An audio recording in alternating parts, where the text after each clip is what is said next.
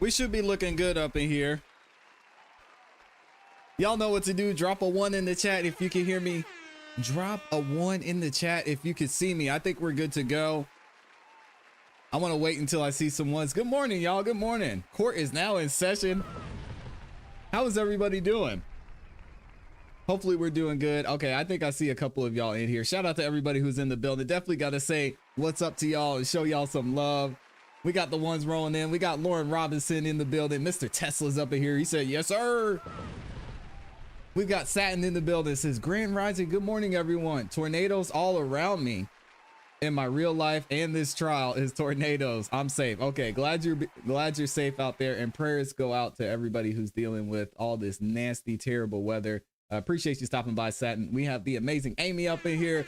Young is in the building. Good morning. We got DTB up in here. Grammy is back in the building. Says, good morning, classy fam. Any guesses about Love's wardrobe today? Oh, man.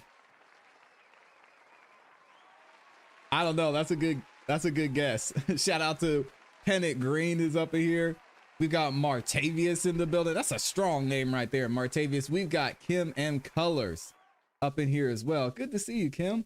That name sounds familiar. I feel like I've heard your name somewhere. Either way, we're going to go ahead and get into it, y'all. If you could do me one favor, this is the only thing I ask of you. If you could, make sure you like the video on your way in. It not only helps the channel continue to grow, but it lets the algorithm know you guys are enjoying the show, and it shares this video out with more people. Which, speaking of sharing the video out, I had a huge milestone happen yesterday. Thank you to everybody who supported. This is for all of us. We hit 160,000 views on the video yesterday, which is crazy. I mean, that's huge for this channel and for this community. I know a lot of y'all probably saw that video, and we're continuing to drop videos every single day. So I dropped the video this morning. If y'all haven't checked it out, make sure after the live stream or in your own time that you go check out the video we dropped this morning. We got a couple more dropping today. We are on the road to 40,000 subscribers. I think we might hit it this week or this weekend. So if y'all haven't subscribed yet, make sure you subscribe. And thank you to everybody who was sending in the super chats these last couple days. If y'all do send in super chats, I will be reading those throughout the show. All right. Appreciate everybody who supported as well. I saw a bunch of y'all showing love on the videos and in the chat and everything. Shout out to Amy, said, classy, making me proud. I appreciate it, man. Thank you so much to everybody who's showing so much support in there. All right, let's go ahead and get into it. Trial is already started. Y'all know we like to be on a little bit of delay for when things get a little bit slow. So we'll go ahead and get into it. Y'all let me know what you think is going to go down today. In my opinion, I think Judge Whitaker is just going to give some final thoughts, some final instructions as to what's going to happen going into next week. Because from what I understand, there is no trial tomorrow, but we'll still be here doing the Music Morning Show. We'll be live at 11:30 a.m. Eastern Standard Time instead of early in the morning. But with that being said, we'll see what Judge Whitaker has to say. Y'all let me know what you think in the comments and in the chat. Here we go. All right. And I'll get the volume right for y'all too.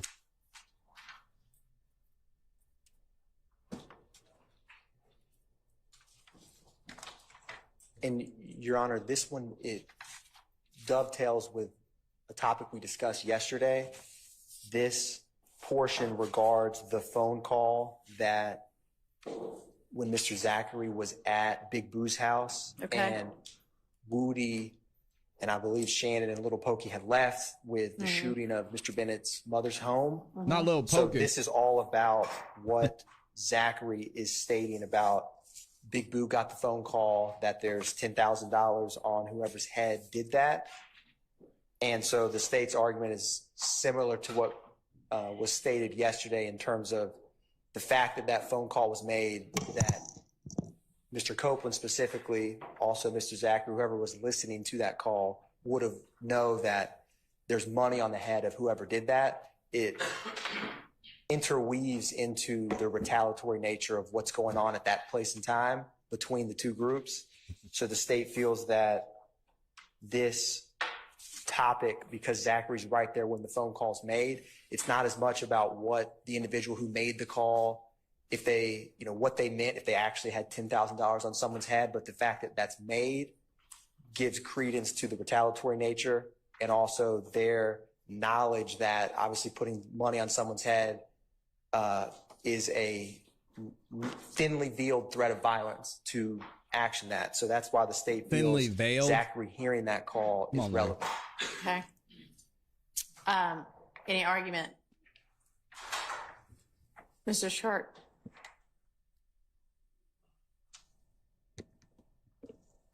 This all Somebody it was seems to making me some threats. that this well first good morning, Judge. Good morning.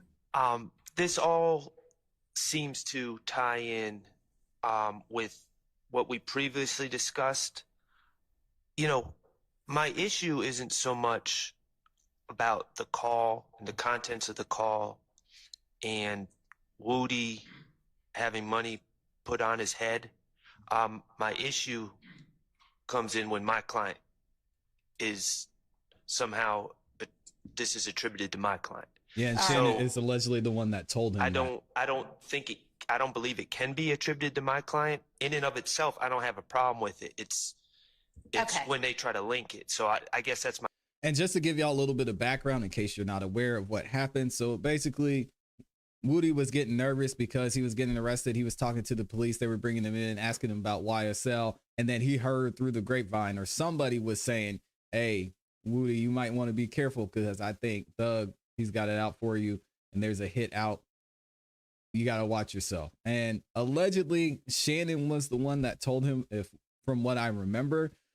Anyway, somebody's told him. And then Woody got nervous. He talked to Young Thug, said, hey, what's up, man? We still good? And Thug's like, yeah, we're good. We're moving on. And they moved on from it. So that's one of the situations that happened. My here. answer. Okay. And, Does it sound good, by the way? Just as I put parameters on the last item that we took up yesterday evening, I think the same parameters are on this one, unless you can establish that Mr. Stillwell is there when they return and hears this, then this would go only to Mr. Copeland's knowledge. Yes, Your Honor. Okay. When you say, did you mean, Your Honor, Mr. Zachary's knowledge? Or I didn't quite understand. Mr. Zachary and Mr. Copeland. I mean, Okay. they're both present for it, but the point being not Mr. Stillwell. Okay. So yes. Your Honor, number 23 is also on the same topic. Okay. And so Mr. Shard had objected to hearsay about who shot up Mr. Bennett's mother's home. This portion, the question that Detective Dennis, from listening to the time hack says, is what kind of gun do you think Shannon had on him? And then Zachary says, I don't know. They had an AK and another 223. It was two 223s and an AK. There's not much more other than kind of the portions we have discussed. It's not like Mr. Zachary goes into much additional detail about that night at the home of Big Boo when Mr. Copeland and them leave and come back and here's the phone call. My reading of it or listening to Detective Dennis and Zachary's conversation is Zachary is stating, he's saying this by my listening and reading, that he's like, they had an AK and two 223s. He's saying, because he's not in the car, he doesn't know, because he makes a comment shortly thereafter where he's like, I don't know how many guns they had in the car. But to me, When they got in the car, yeah. yes, Your Honor. So yes, to me as well, that sounds like at the point in time when they all leave out, which seems to include Mr. Stillwell, here's what they had on them in the way of guns. And Your Honor, here's my concern, and it's, I get that this session, this interview, the police are just trying to get Mr. Zachary to dump knowledge or dump information on them and just get as much information as possible. I get that. Obviously, the detective's job is a little different than an attorney's job. I don't know, as I sit here right now, what Mr. Zachary is basing any of this on. Does he know, for instance, is he saying he saw my client go into a car holding a 223? Or is he saying, well, I just know Shannon to carry a 223? See, and those are the type of things, if I was prepping a witness, I would clarify. I think we need to clarify exactly what he means, because if he just knows my client to carry a 223, if that's what he's saying, then that is something very different than seeing my client get into a car with Woody with a 223. Agreed. So on page 113, lines 11 and 12, there's Thank you, some Joshua. unintelligible. Do we Appreciate you. know what that I don't actually said, or can we listen to that? Because that may shed some light on it. I believe my review of this, it was unintelligible to me. I don't know if it, other Okay. people may find it intelligible. But Okay. I don't have anything written there. Well, maybe if we just listen to this. Yeah, we might need to do some Part of it. translating here. Yes, Your Honor. I got to put on my translator hat right now. Good morning, Sonia. I will pull up, we will pull up that video to play it. Okay. It may take. Sure. So we can move on and come back when it's queued up. Yes, Your Honor. All right. So the next item is on page 122. And Your Honor, this portion is regarding, they're asking Zachary about what Birdman knew about the shooting of the Little Wayne tour bus, and they also ask him questions about the murder of Donovan Thomas. And so this kind of falls in the category of the state. If we discuss this topic or ask Mr. Zachary questions while he's on the stand, we would lay out an either meet foundation or not meet foundation for, you know, how does he know Birdman? Has he been around him? Like the foundation for this, because it's not clear from just this interview how he's forming this opinion about Birdman's beliefs on or feelings towards these events. And so this is one that I still think it's fruitful to do what we're doing and going ahead of time, but some of it is contingent on Mr. Zachary's Okay. on the stand questions. Your Honor, for instance, just to let you know what the unintelligible is, on 122 line 12, Mr. Zachary says, nah, Birdman, they asked, did he order that murder? Talking about Birdman, Mr. Brian Williams. Nah, Birdman, like he mad at, when he thought Thug had something to do with the tour bus, he mad at him. Morning, Like, Christy. I don't know how Mr. Zachary can convey Mr. Williams, not Jeffrey Williams, Brian Williams' thoughts Knowledge about, well, not even knowledge, is speculation, what his feelings are about an event that neither of them were present for. That just strikes me as a whole lot of speculation on Zachary is speculating about what Brian Williams is speculating about. And I just can't see a world where that would be coming in. Okay. Well, Also, y'all, Birdman is on the witness list, so we could possibly see Birdman at some point. I don't see the need for it unless he just says, yeah, they shot up my bus. I mean, so just a quick note there. I think that Mr. Adkins is essentially conceding that unless the state is able to establish a foundation for how Zachary can testify to what Birdman is feeling, that they wouldn't be able to use this. Right? Correct, Your Honor. Okay. Your Honor, Yes, sir. Turn your mic on, Brian. the state of Georgia had Mr. Brian Williams on their short list. They did not call him. Same with Rich Homie Kwan or Mr. Lamar. I Yeah, the specifically game asked probably won't be called either. the very first witness in the case. He testified several times. I can't remember his name.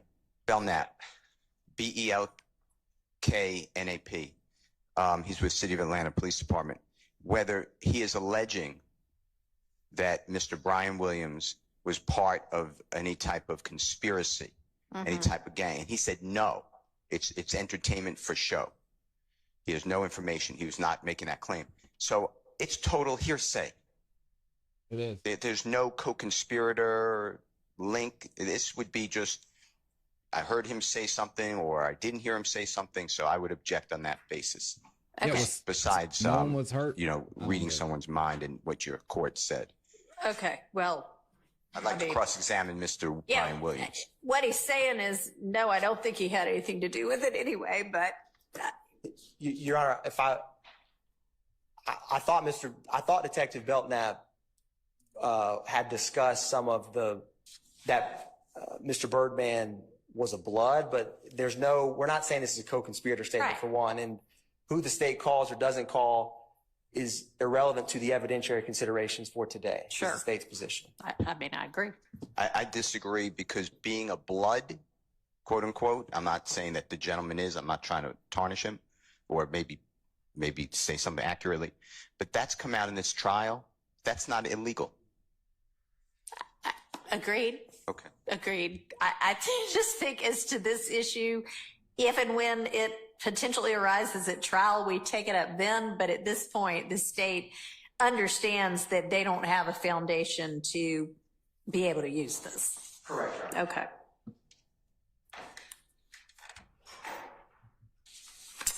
All right. Are we going to have to bring Birdman in? We'll have 123. to see. Your Honor, we addressed part of this yesterday in terms of Detective Gaither asked, do you think that Thug ordered that against Nutt, talking Right. about the murder? And Zachary says, nah, they're just trying to get a name.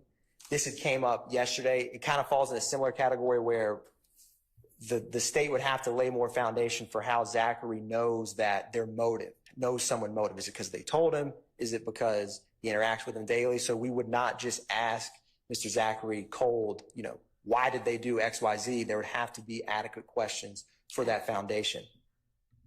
All right. We would object to an order now to eliminate the first word of no. I don't believe that Jeffrey Williams ordered that. If you're saying it's a co-conspirator and he would know about it, then that is relevant. I don't want it axed from the questioning. I'm not sure if I follow you. Okay. So I think that the answer by Yeah, Mr. neither do I. Zachary, the direct question is, do you have any evidence that Mr. Williams, Jeffrey Williams, knew about or ordered the Right. killing? The answer is no. Right. Then he goes on, and that part, I agree, should come out. But the no, or the nah, N-A-H, I assume, should not be struck if you're striking things. Okay, well, I'm not striking or not striking Shout out to Living in this Truth. right now. All of it could only come in if there's some sort of an inconsistency and they're presenting it as, to impeach or something like that. So In Your Honor, I guess there are two separate, do you think that Thug ordered the murder? And the answer to that. And then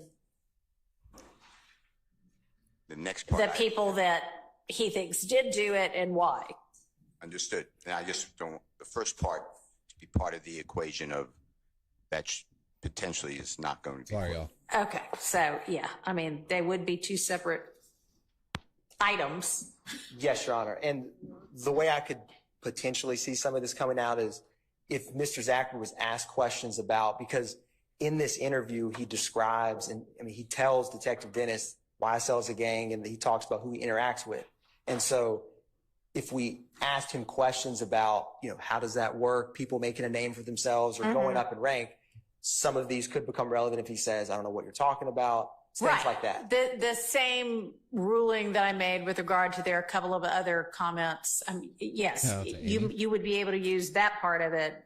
They're just trying to make a name to show, okay, yeah, this is how it works. And you have told us this before. Correct, Your Honor. Yeah. So that's kind of separate as well. And you could use it for that. And then there's, if you are using it to show, what he knew or didn't know about who ordered it, then you need a foundation for his knowledge of that. Yes, Your Honor. Jesse. That clear for everybody? Yes, Your Honor. All right. Your Honor, could I just add one, a 24B to my list? And Yeah, it doesn't sure. even show up. Okay. It doesn't show up in the transcript, but I think it affects Mr. Williams, frankly. Off the transcript, where Mr. Atkins. well, you see it, but the transcript's not accurate. On 123, line 12, the woman, who's Investigator Gaither, is asking about the rank of who's the leader, and she's suggesting that Mr. Jeffrey Williams may be the leader of YSL, and Quindarius says, who said Thug's the higher up, essentially. I think that's a pretty accurate quote. And Investigator Gaither, and it shows up at the end where after it says unintelligible, she's actually interrupted by Quindarius. Okay. And she says, that's just what I heard. I do believe that it would be improper to play Investigator Gaither basically an out-of-court statement suggesting that she's heard from other people that Mr. Jeffrey Williams is the higher up of YSL. It's confrontation clause and hearsay. So, Your Honor, Detective Gaither she's testified previously in this trial, but this portion, when she says, who said Thug is hired, Detective Dennis is like, who's the boss, who runs YSL? Zachary says, he was not right there when they started YSL. This and they're love's like, taking who a back started seat it? And today. he says, my brother and Slug, who is Trontavious Stevens, also known as Tick. And so the state's not going to ask Zachary, did Detective Gaither tell you that she believes Thug was hired? That is not what a question that the state would ask. But however, this portion could become relevant in terms of he's acknowledging YSL as a gang. When she says, when she says, isn't Thug the highest, or however she phrases it, he's like, who said Thug was higher, which acknowledges there's a gang with some kind of hierarchy, or because he would have been like, what do you mean higher over what? You know, so so the state, if Mr. Shart's objection is to Detective Gaither's, words saying, I heard Thug was higher, the state does not intend to be asking Zachary about Detective Gaither's opinion on Defendant Williams or the YSL gang. But this portions of it in relation to Zachary saying who he believes started YSL and his own brother, that kind of stuff, he has adequate foundation. We'd have to ask him on the stand to explain that. That's kind of the state's. And I don't have a problem with anything that Mr. Atkins just said. All I'm saying is, and they could ask about that, and quite honestly, I think the defense likes Mr. Zachary's answers. All we're objecting to is if it's played, there's a prior inconsistent played to the part that Investigator Gaither says, that's just what I heard, referencing that Mr. Williams is the leader.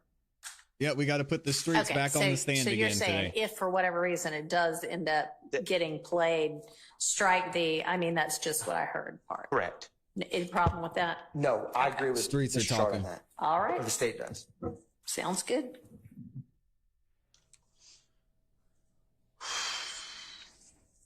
What do y'all think so far? The next one, to make it easier on everyone. So I think there was a bond hearing or something that Detective Dennis or Gaither, they're referencing a court hearing and arguments that Mr. Zachary's attorney made. They were like, those are good arguments. We all know that. Anyways, the state is not going to be asking. We're conceding this in regards to it's a really brief back and forth where they're laughing about a court hearing, about the argument on bond, about the gang. And so the state's not going to be asking Mr. Zachary anything related to number 26. Okay. So This is a lot to go through. I wanted to ask y'all another question too. Do y'all think the jury, they're going to be ready for the jury on Monday? I know Judge Whitaker right now, she's doing a lot of work to try and make sure everything's set up to go smoothly once the jury comes back in Monday, but it'll be interesting to see what happens and how prepared they are. I know we're supposed to have Woody back on the stand. I dropped a poll in the chat for y'all. Let me know what you think if Woody is going to testify this coming Monday. It'll be interesting to see. redacted by agreement. Your Honor, and also on number 27, Yes. there is and he says that earlier. And so when Detective Thorpe, who's the lead detective on Donovan Thomas murder, comes into the room, there's some greetings, and then Detective Gaither kind of tells Mr. Zachary, Thorpe's been working really hard on the case. We've been talking to a lot of people. We appreciate your honesty.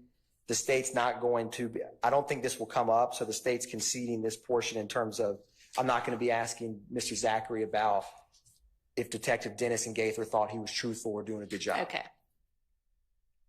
Thank you.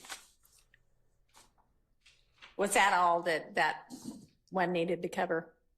Correct. It's just them bolstering, All right. basically, Yeah. on the tape. Okay. All right. 135. So, Your Honor, this one, what is, Mr. Zachary says, I think Nard was driving them, and then Thorpe just kind of repeats, okay, Nard was driving. This is when they're speaking about, because Zachary at the beginning of this interview talks to Detective Gaither and Dennis some about Donovan Thomas's murder, and then they get Detective Thorpe to come over because he's the lead homicide detective. And so he goes into more detail at that part. So the state, this part of the interview, Mr. Zachary, as like all of these interviews, he's not saying directly where this is coming from, but the state's position, kind of similar to yesterday, is that the primary source of Mr. Zachary's knowledge is from when he says Defendant Stillwell, Defendant Kendricks told him that night. He also has a brief mention when he goes down to Miami with them that he had some kind of conversation with with Demise McMullen, Nard. And so he does say, I think Nard was driving them. The state's position, and again, this may depend on the foundation of the questions he's asked, but the pool of information that the state's aware of from Zachary's statements is other co-conspirators telling him about either their own involvement in the murder. Okay. And Your Honor, my stance, as previously stated, is that if Mr. Zachary is claiming the source is anyone other than my client, Mr. Stillwell, I would object. However, if the source, I understand the court's prior rulings, and if the source falls under the court's prior rulings, I understand what your ruling is. Okay. But I don't, as I sit here now, I have no idea what his source is with some of these statements that he's making. Okay. Well, I think we have to take the entirety of the statement into consideration, but that would fall under my prior rulings with regard to the co-conspirator exception. So that'll be permitted. Your Honor, I believe next is number 29, which is 136, line 18 to 137, line 11. Okay. In this portion, Detective Thorpe says, after the shooting, do you know what happened to the cars and the guns? And Zachary says, yeah, they dropped it off at OG Bentley's spot, who's Mr. Treadwell. And he asked them, do you know if the guns are still around? Did they get rid of them? And Zachary says, most likely got rid of them. He's supposed to have gotten rid of them. And then they have a conversation about, Detective Gaither's like, how do they usually get rid of guns? And Zachary's like, well, this is the first time. Usually we keep the guns. And Detective Thorpe asked if anyone got a word to shoot nut, which is one we kind of just addressed. And he says they just wanted a name. So it's speculation, hearsay. I think the speculation objection is coming from where he says, do you know if the gun's around? He's like, they most likely got rid of them. The state's position here is that, again, his source of them going to Kevin Treadwell's house is, again, the same co-conspirator statements. And he is not definitively at the house or see them bury the guns in a backyard or throw them in a river. But I think it's reasonable to think that from his conversations with them that they went there to get the car and the guns so that they couldn't be caught. So the speculation is Zachary's not physically present at I have no information that he physically saw these guns being hidden. But I think because he spoke with co-conspirators about it, it is not as speculative as that question seems. He has a basis for knowing from his other co-conspirators that they were dropped off. Yes, Your Honor. What happened to them after that? That is what he's speculating. He knows the purpose was to get rid of them, but whether they were actually gotten rid of past OG Bentley's place, he doesn't know. Correct, Your Honor. But that they were dropped off, he does know. Correct. And because he kind of answers, like, it's clear that he doesn't exactly know if this particular portion through impeachment came in, it's, he's kind of telling, like, I don't know exactly, I think they did, but it makes sense in the context of the conversation he has a couple hours after the murder. Right. that All right. they Well- wouldn't, so. With those parameters. And it just goes, I've stated my objection. I understand the court's ruling. However, I do believe that 9 and 11, lines 9 and 11 on 137 are a little different because, again, that is just, from my understanding, just pure speculation about motive. Mm-hmm. And this is kind of similar, Your Honor, in terms of the state would have to ask him foundation about how does he know they wanted a name? Sure. All right.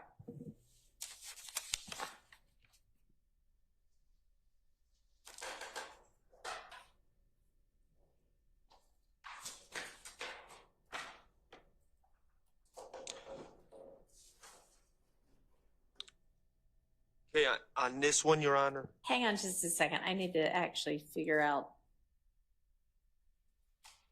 where we are because so that actually, even though 130. I wrote it. So that went past what is notated on your number. It was supposed to say 136.18 to 137, Okay. line 11. All right. That's as I look down and I'm like, well, we're talking about 137. Okay. All right. Now I'm back with y'all. Okay. 138. So This is a big part of the case too. 30, number 30 on my list.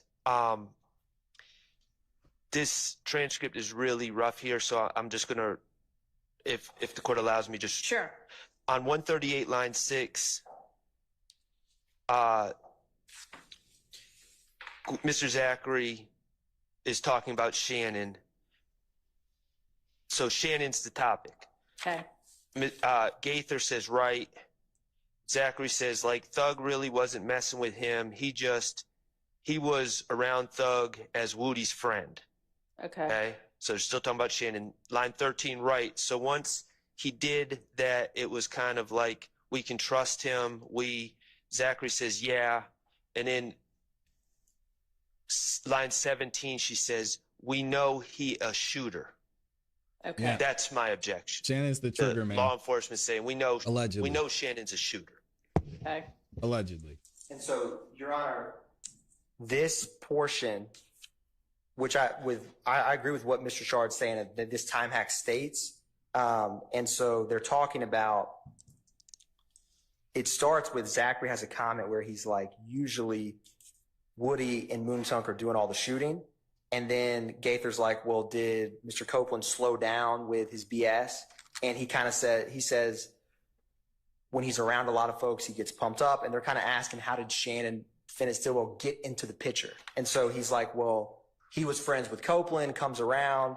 And Zachary says, no one really knew Mr. Stillwell that well. And then, the way that what they're talking about is after the murder of Donovan Thomas. Mm-hmm. Gaither's like, well, once he did that, and that is the murder of Donovan Thomas, that we could trust him, know he's a shooter. And Zachary's response is, he started messing with Shannon hard. I take the he being defendant Williams. And so the state feels that Detective Gaither's question to get Zachary's response, if the right questions are asked on the stand, could be relevant because, for one, Zachary on some level confirms what she's saying, because he's like, after she says, now they can trust him, they know he's a shooter, Zachary says he started messing with Shannon hard, kind of confirming that. Dang, boy, this is bad. That's a big deal of a testimony. Now, how are they going to be able to prove that? We don't know, but there's going to be a lot of question about, what are you talking about? Why did suddenly things change with your respect and your relationship with Shannon Stillwell, aka SB? This is a tough one. That, yeah, he started messing with him or hanging out with him or being closer with him because he was a shooter in the context of what Zachary's saying happened on January 10th, 2015. So the state feels that it's not just Gaither in a vacuum saying, we know Shannon's a shooter. I'm not going to ask Zachary what's Detective Gaither's opinion, but yes, my apologies, Madam Court Reporter. But it could become relevant because of asking Zachary in the context of his relationship with Mr. Copeland, how defendant Stillwell came into the picture, that this exact clip, if the right questions are asked, could become relevant to get Mr. Zachary's response. Okay. But if this clip is played, line 13 says, right. So once he did that, it was kind Wake of up, like, we cameraman. can trust him. And Zachary says, yeah. And then we could easily go to line 19. He started messing with Shannon and then they go into Woody becoming a new Slug and Shannon becoming a new Woody. But none of that requires line 17, law enforcement saying, we know he's a shooter. That's my objection, specifically that line. I understand. Right. So up above on line 6, what gets said then? They already knew Shannon like something. I wish just we could have it get these say that transcripts. until.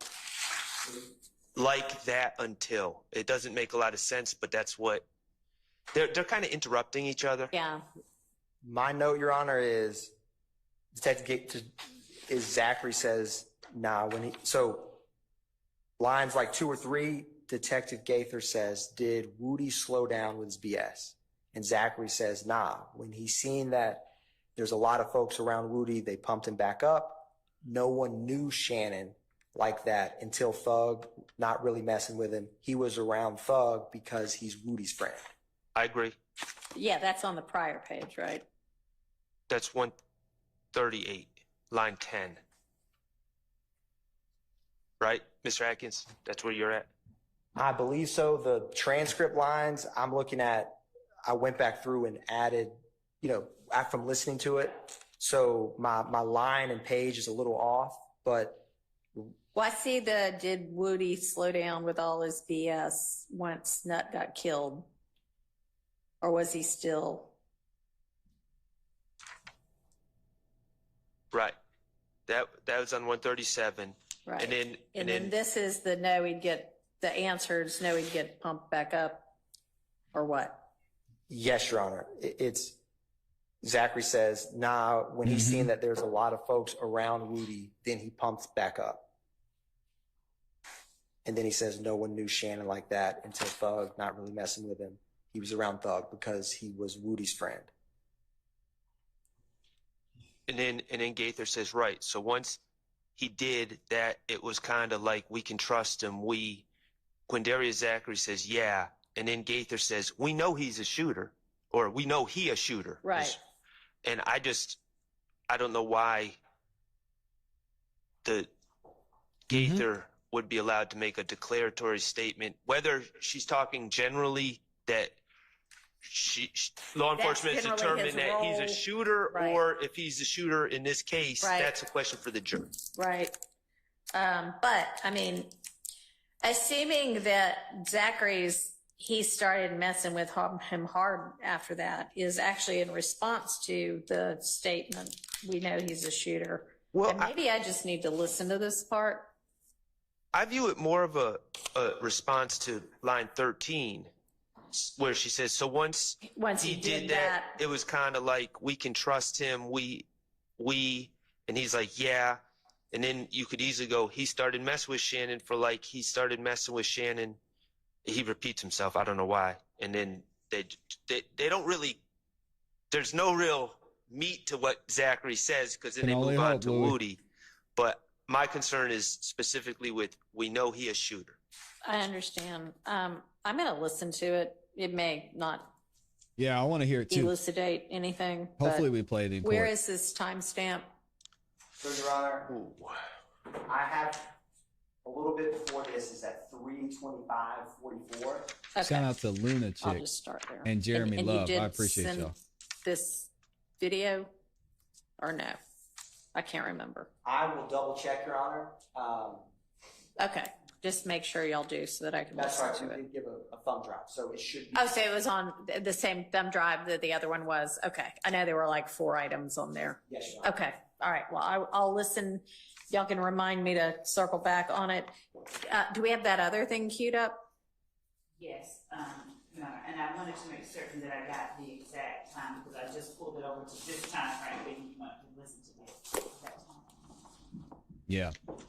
Yeah, we're going over. I think we're maybe working we up can to it, just Amy. listen to them both while it's up. I don't know. Oh, good. They're going to play them. Amy says this should be a mistrial. What a waste of taxpayer money. What a waste of our money. Keith, forward that to. Our money. Forward it to. Not just some random taxpayers. They have names. Their names are ClassE. Amy. Your Honor, for the record purposes, we're pulling up. We're going to Mr. start Tesla. at 308.50. All right, and this is, we're going back to item number which? We are going back to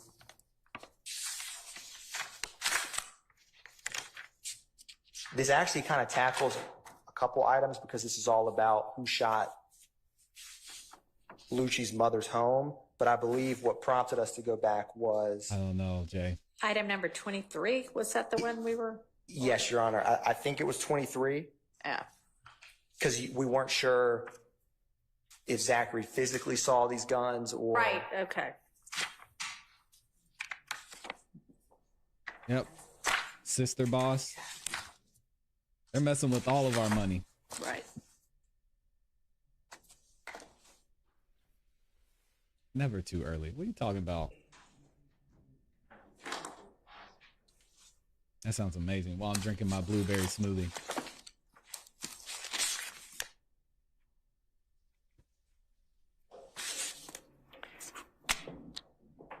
I don't know. Kelly, it looks like Love got sidelined. A headphone into the computer. If I'm on Zoom, maybe I can hear it better. I don't know if that's true. I'd have to get on Zoom first. Are you playing it through Zoom or are you playing it off your computer? All right, let me then join Zoom.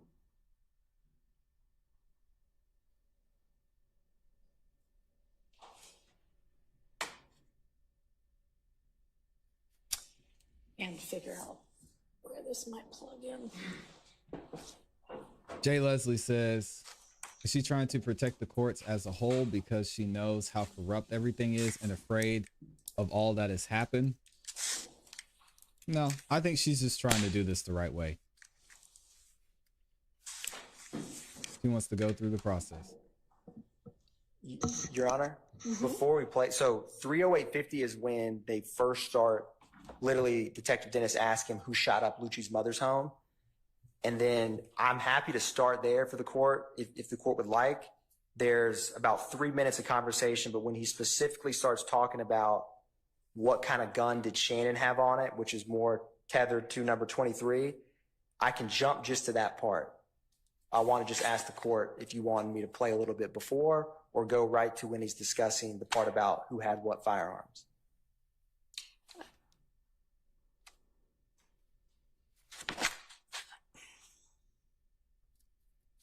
If you think the context will help, that's fine. Okay. We'll start at 308.50, Your Honor. All right.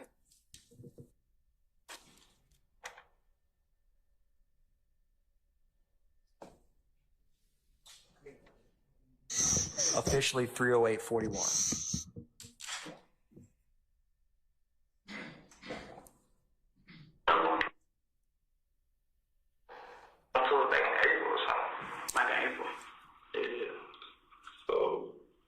Let's get to this.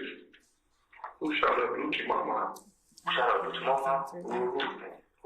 I'm telling y'all, I just got work with me. We got it, bro. Like, you're doing great. Man, these are terrible. And Lil Pokey. From Boulevard? Nah, those the nephew. The Pokey is in jail right now. Quentin Pittman. So, how did... Because that was the gun that you had, that you got caught with. No, man, that's too long. So, how did Woody end up with that gun that day? We was at Boot Mama House, Big Boot Mama House. And Woody like, hey, fucking shit, that's right. Okay. Then when they came back, they didn't even tell them what they did. What kind of car were they? They were in what? It was in that white Charger. Woody Charger? Okay. And then the boy, Mushu, who he did Lucci, Mushu? Yeah. He called Boo, like, When Woody got back, he called Boo, like, Boo, they got in. Boo, like, what? Like, somebody just shot up Lucci Mama house, and Mama got shot. And Boo, like, don't tell me how they did that. Cause they come back and they say that. Don't tell me how they did that. Then that when Woody got scared. I'll translate shortly. I got 10,000 and Woody did it. Who had the milestone gun? Woody. Yeah. So they actually came back and said they did it, or y'all just assumed it? No, he said they did it. He finally said it when Woody, like I told you, Woody got scared when he got 10,000. Like, man, we just shot up Lucci Mama house. So because Lucci was close with Nut, they just... Lucci was hanging with Kel. Right. Look, I told you all about Right. Man, all these guys were out here snitching. God dang. Georgia, this is a bad look, man. This is a bad look. These dudes are out here snitching. Basically, he's telling the whole story of them shooting up the house. He's saying Woody did this, Woody did that. I'll give y'all the full breakdown in a minute. Shout out to everybody who's in here and has liked the video so far. But wow. This is wild to watch, man. So because Lucci was close with Nut, they just... Lucci was hanging with Kel. Right. Look, I told you all about Woody Kel. Like, let them boys get killed. I don't know what made them do that. Did you know Nut?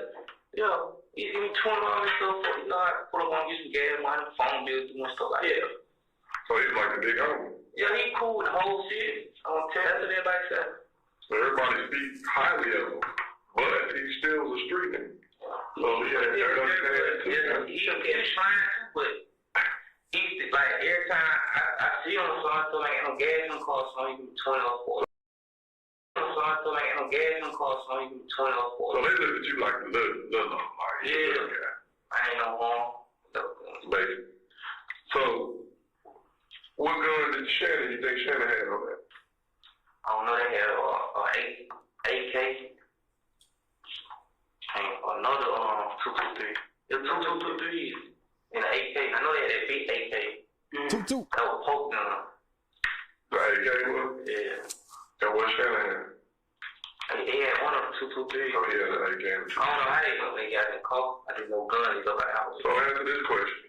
So when we were in court and you found out that gun. All right. Mm-hmm. I mean, it sounds like to me like he's saying essentially this is what they had with them when they left out. That's the state's... Talking about guns and all that. We're in agreement, Your Honor. Yeah. So I'm going to permit that. Yeah, not looking great for Shannon. That's got to be a L. Sheesh. Overrule the objection and permit it? Yes. Yes, Your LJ said YSL. Okay, so can we move to the other one that I was That's a going to good listen to? But we know he a shooter. Yes, Your Honor. That pretty easy. Yes, Your Honor, it is. Okay. So we're going to 32544 for the record. All right. All these dudes were snitching, man. Wow. Out here talking about how hard they are. How do y'all think Thug is feeling right now?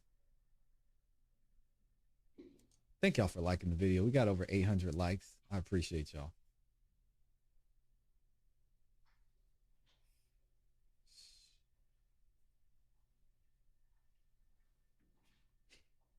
$325.29. You know her last name? No. Good point, You know where Blackjack. she made it from? So, after the shooting, do you know what happened to the car and the guns? Yeah, they dropped off at OG Finish Farm. Do you know the guns still around or they got rid of them? More likely they got rid of them. I think when they dropped off at Finish Farm, they probably had got rid of them. How do they normally get rid of guns? I don't know. That ain't the first time they ever usually keep them. Yeah. Okay. So, did anybody get word to shooting up, or this is just an opportunity? They just wanted the name. They just wanted the name. Cause it used to be one and more going out soon. They just wanted the name. So did Woody slow down with all his bullshit? Or once Nut got killed, did Woody slow down with his stuff, or was he still? Nah, when he seen that he had a lot of folk that ran with him. That when he popped back up. Moody. Yeah. But see, they nobody really know Shannon like that until then. You feel me? Right. Like Thug wasn't really messing with him. He was around for we water from him. Right. Yeah, so he said they already knew that Shannon was like that, is what he's saying. And he's saying Thug knew as well. Yeah. But see, they nobody really know Shannon like that until then. You feel me? Right. He tough. Like Thug wasn't really messing with him. He was around for we water from him. Right. So once he did that, it was kind of like we can trust him. We know he's shooting. He started mixing with Shannon for it. He started mixing with Shannon. So he put Woody to the side and Shannon back to the Woody spot. Yeah. So like Woody took Slug spot. So Shannon and This is I'm telling y'all right now, this is gonna get allowed in. This is bad. Someone who is right there next to both of them, knows both of them, saw how they were moving, said Woody was in the shooter spot. And we know he's a shooter. Y'all heard he was loading his daughter, or his child, I should say. He was loading his child and the mother of his child into the car. Some guys drove by. Woody starts shooting, and he shoots. When he shoots, he actually shot the gun of the person who was in the car shooting at him as his car is driving by. I mean, this man, he's not playing. He knows what he's doing. He knows how to handle himself. So Woody's good because I mean, anything he testifies to can't be used, but this is crazy to hear. It is really, I don't know that it tell. can be determined that he started messing hard with him is in response. I can hear it. To him being a shooter, to him doing that, to him coming around with Woody and it being okay because he's Woody's friend. I mean, I just think that I don't think you can base that that Thug started messing hard with Shannon on him having been a shooter. I'm going to exclude that. Wow, I was wrong. I'm shocked she left that one out. I could hear it plain as day. Okay. Hey, I'm not. So moving to 144. Shout out to the defense, because I could hear everything that was said. Give me just a second. I heard every single word of that one. Good morning, Jaina. LJ thought she was going to let it in too.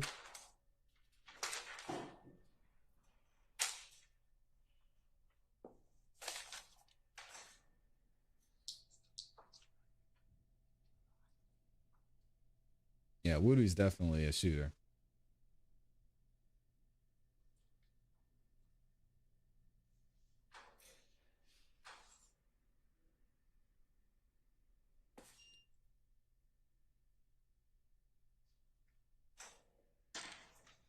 All right.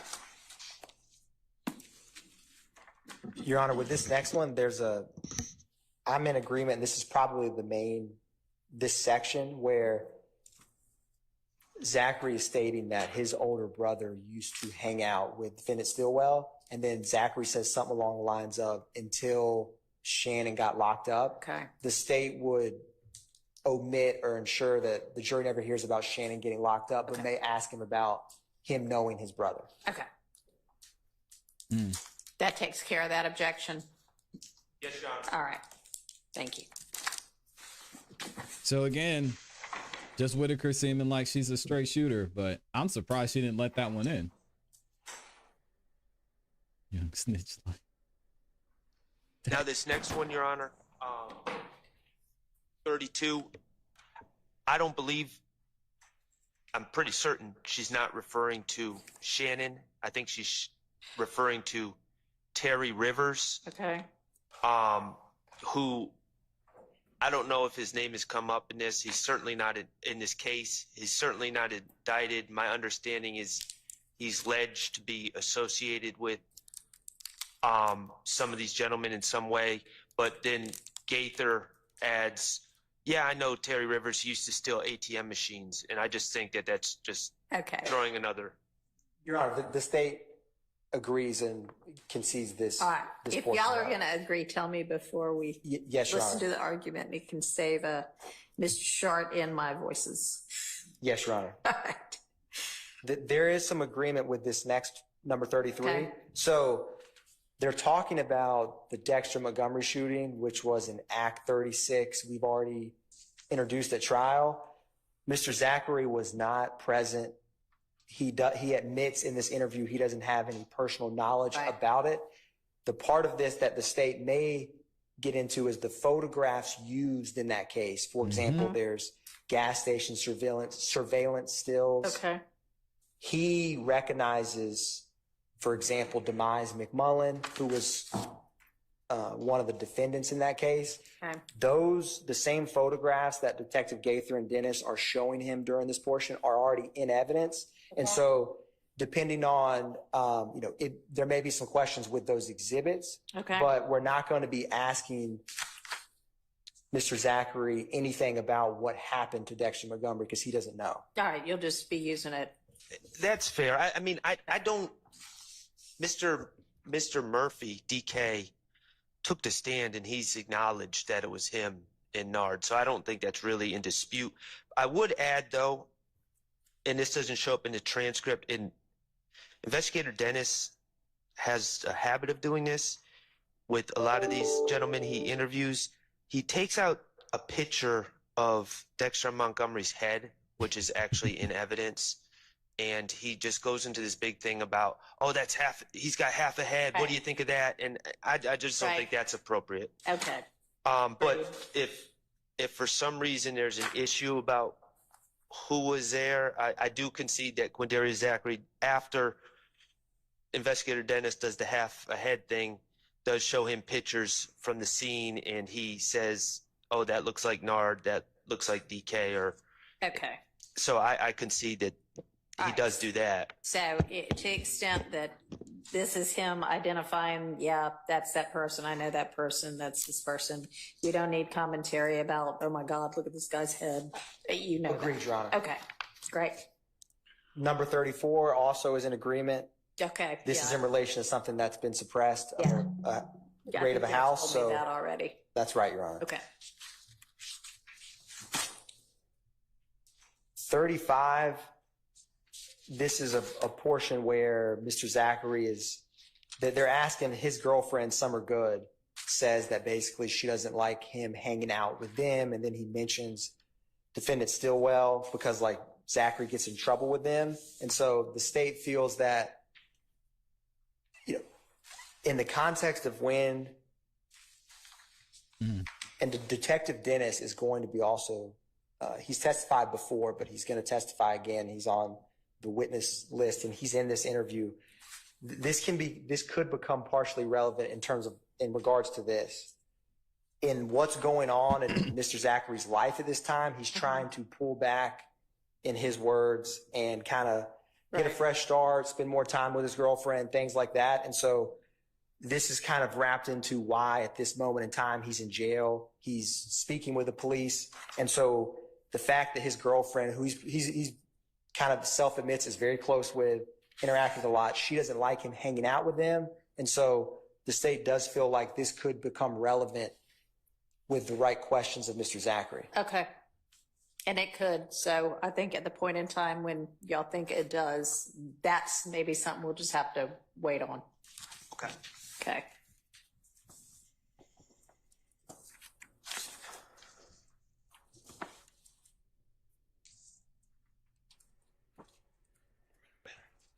Your Honor, the next one, number 36.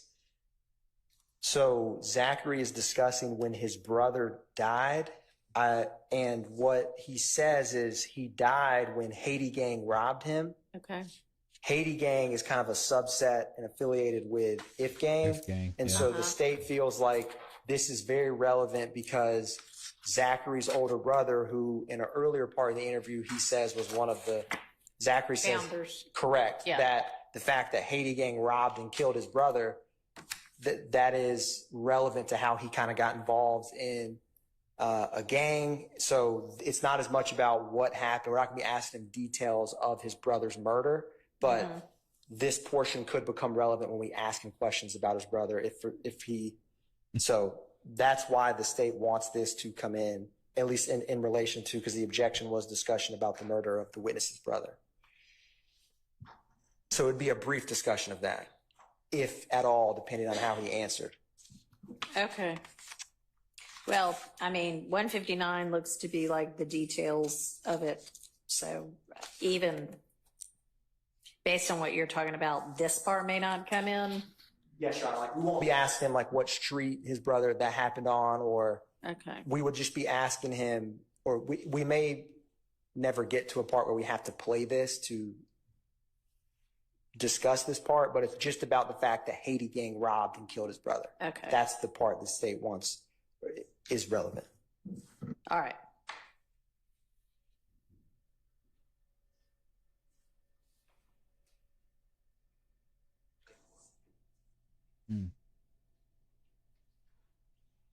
Hopefully we get to hear what happened.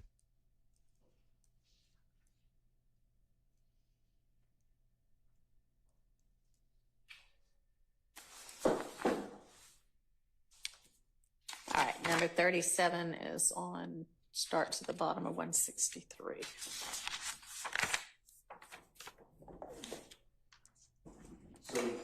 Your Honor, this portion is when he's discussing the shooting of Dwayne Carter's tour bus. So Zachary, Detective Dennis personally sees Zachary when he arrives. They're at a nightclub outside. And then there's a lot of things that happen, some of which Zachary's present for, some of which he's not. And so he is not in any vehicles. He never says he's in a car that did the shooting, things of that nature, but he mentions being with different members that are there, like co-conspirators, defendants, other witnesses. You know, they go different spots in the city before they arrive at the nightclub. They go to places afterwards. The events of this shooting become something that gets discussed amongst each other. And so the objection was, the investigator testified about his theory, hearsay and speculation. The state's more concerned with what Zachary, you know, what he states happened. Like, for example, he's discussing what cars people went in, like Detective Dennis asked, did they put Thug's sisters out?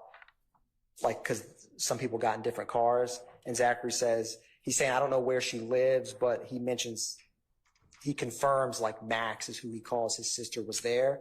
And so, and Mr. Shard, correct me if I'm wrong, if there's a specific portion, but Zachary's knowledge of what happened that night will be something we'll be asking him about. And so this may be one that we have to, it really depends on the questions he asks, because it would only be impeaching him if he kind of backs off the details of that night.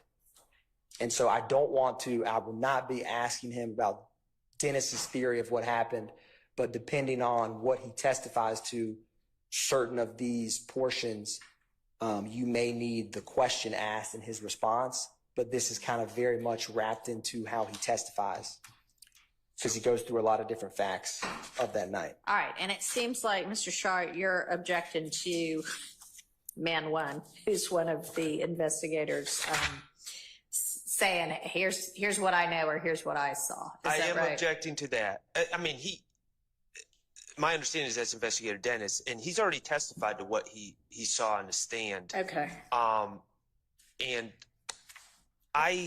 So they wouldn't be offering that for it to get in anything about what he actually saw. This would be if it becomes relevant to, if the answer becomes relevant. This is the dilemma, Your Honor, as I see it. I concede that it seems pretty clear that Quindarius Zachary was at the compound that night. The compound, I don't know if Your Honor's familiar. I've been to the scene. It's gigantic. It's very large. Yeah. It's unclear to me. I know that he was not on 285. That's pretty clear. Or he's saying he wasn't on 285 or when buses were shot. Mm-hmm. What's unclear to me is where he was when he's claiming people were leaving out and switching cars. Right. He's definitely giving that information. It's unclear to me if it's based on, and this was a widely reported event. There was hip hop gossip, internet sites almost immediately that are reporting what happened, different theories. So it's unclear to me whether he's there when he's saying people were leaving in certain cars. Yeah. And I concede if he was there, if it's established that he was there and he's saying he saw things with his eyes, I mean, it is what it is for me, and I'll have to deal with that in cross-examination. But what I don't want is the state for him to say, well, I wasn't there for that part, and then the state to start impeaching him. Well, didn't you say this and this and this? And then it was just all based on speculation or internet gossip or other things. So I don't know what his source of information is for some of this stuff. And that's what I'm struggling with. I understand in a certain circumstance, he would be able to testify about what he saw. Well, in any circumstance, he'd be able to testify to what he saw. But I'm not sure he saw these things. I'm not saying he didn't. I don't know. Well, I think we already made rulings, and by we, I guess I mean finally me, holding the mic. Well, about that. you made rulings, my recollection is you made rulings about what Demekion Garlington allegedly told him about the Donovan Thomas situation. I don't. Okay, I thought we had talked about him. Maybe we haven't, but Oh, she's tapping her pen. She's I getting mean, to annoyed the now. extent he gets on the stand and says, yeah, I wasn't there, I don't know any of this, the state can cross-examine him about what he said before, and it may be that it's established through, not cross-examine, but examine, and then y'all can cross-examine him about whatever the inconsistencies are. Even if he says, you know what, I don't know who got into any car. I wasn't there. I was in Alaska at the time. They can cross him. I mean, they can examine him, impeach him with this. Because that would be clearly inconsistent with his prior statements. But my concern is if he says, you know, Yeah, you can't switch as up the now, crowd man. was dispersing, Investigator Dennis saw me and said my name, and I ran. Yeah. And I ran from the scene and got into a car and left and went home. And then they're like, well, didn't you say that Shannon got into this car? And it turns out that his testimony is actually that he wasn't there for that part, and what his prior statements were based on something else. But who knows whether it's true that I understand. what his testimony is, you know, whatever, next Wednesday, that he says, oh my gosh, the cops saw me and I ran and I went home and got in my bed. We don't know whether that's true or not. So he's still going to be able to impeach him. And then y'all are going to have to ask, you know, hey, you know, how are we supposed to believe that this is true? And he can say, well, you can see it on my Ring camera. You know, I walked in the house, and y'all will just have to explore that. I mean, we don't have any way to know. They're telling the truth. They're supposed to swear to tell the truth and then tell the truth, but we don't know that. So I can't do what it is that you're asking me to do here. Okay. I understand the court's ruling. All right. Your Honor, It's the biggest case. number 39 and number 40, they all are in relation to the same topic regarding the shooting of Dwayne Carter's tour bus. Okay, hang on. Did that cover 38 and 37?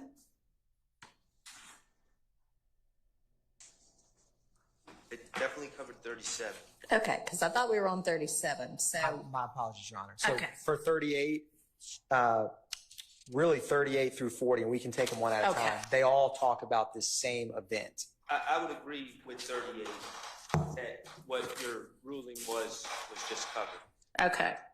All right. So moving to 39 and 40, is this also still the same incident? I'm catching up. Me too.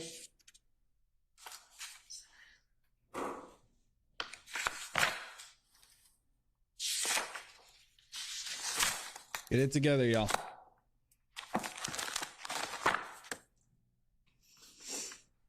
Okay, so That's very true. Very true, LJ. on 39, excuse me, 30, we're on 39. He is saying that someone said we shot up the tour bus, but there's a pronoun we, and it's unclear who the declarant is or where that's coming from.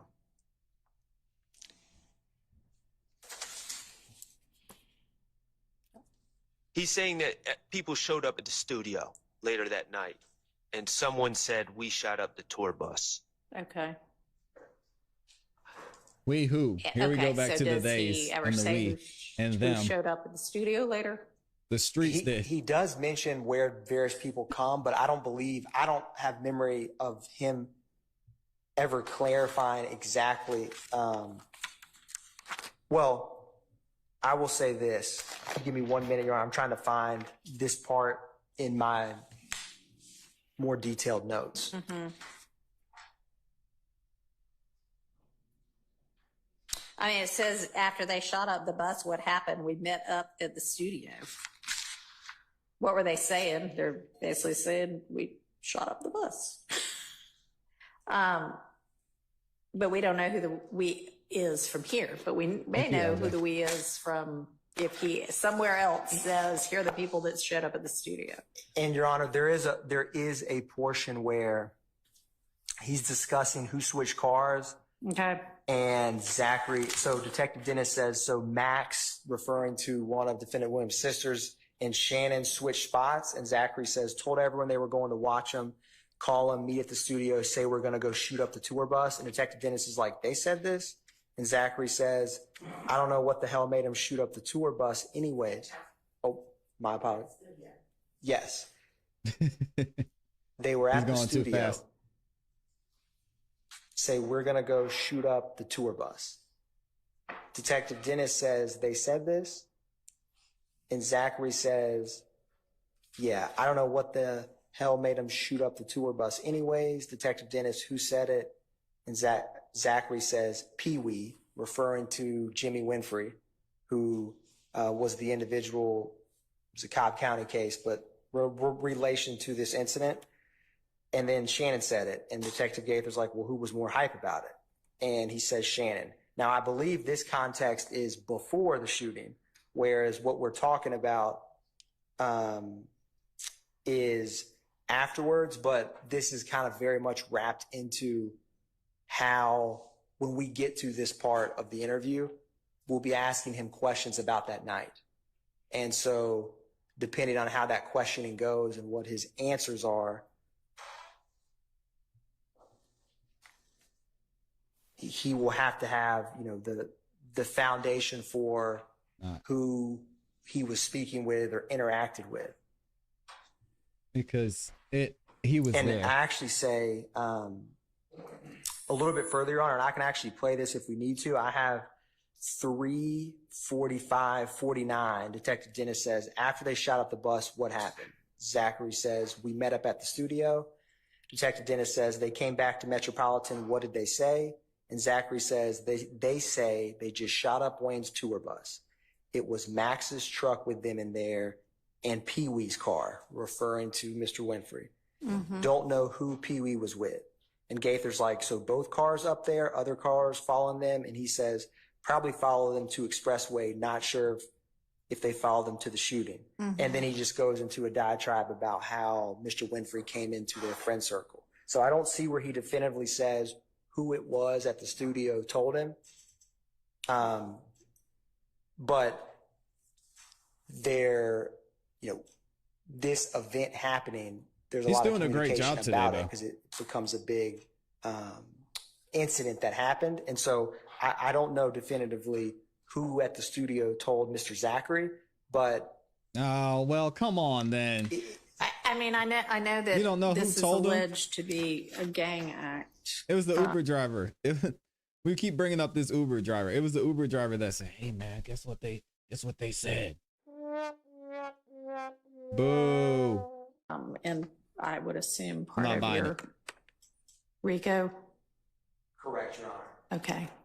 The only complication is Yeah, I with just our dropped off your boy potential Shannon. limiting Guess what he said? instruction about, you know, who, well, I mean, it would only be charged against the people that it's charged against. And it's Act 39. It's only in relation to the RICO count because this It was incident happened blackjack. in Cobb County. So this is That makes it easier. yes, Okay. yes, Your Honor. So All right. So then that it is, yes. Come on, Brian. Your ruling, only Mr. Winfrey is alleging that overt act. He's not on trial. Okay, but it is alleged to be an overt act in furtherance of the RICO conspiracy, right? it is an act in relation to count one, which every defendant's charged with count one. Right. Okay. It's true. But also the overt acts have a statute of limitations of 5 years from the time that the indictment's returned. This is in 2015. There's a series of overt acts that Judge Glanville said, I understand your argument. We'll get to that. He just passed on it, basically, that those could not be considered by the jury in reaching a verdict. I asked for a special verdict form.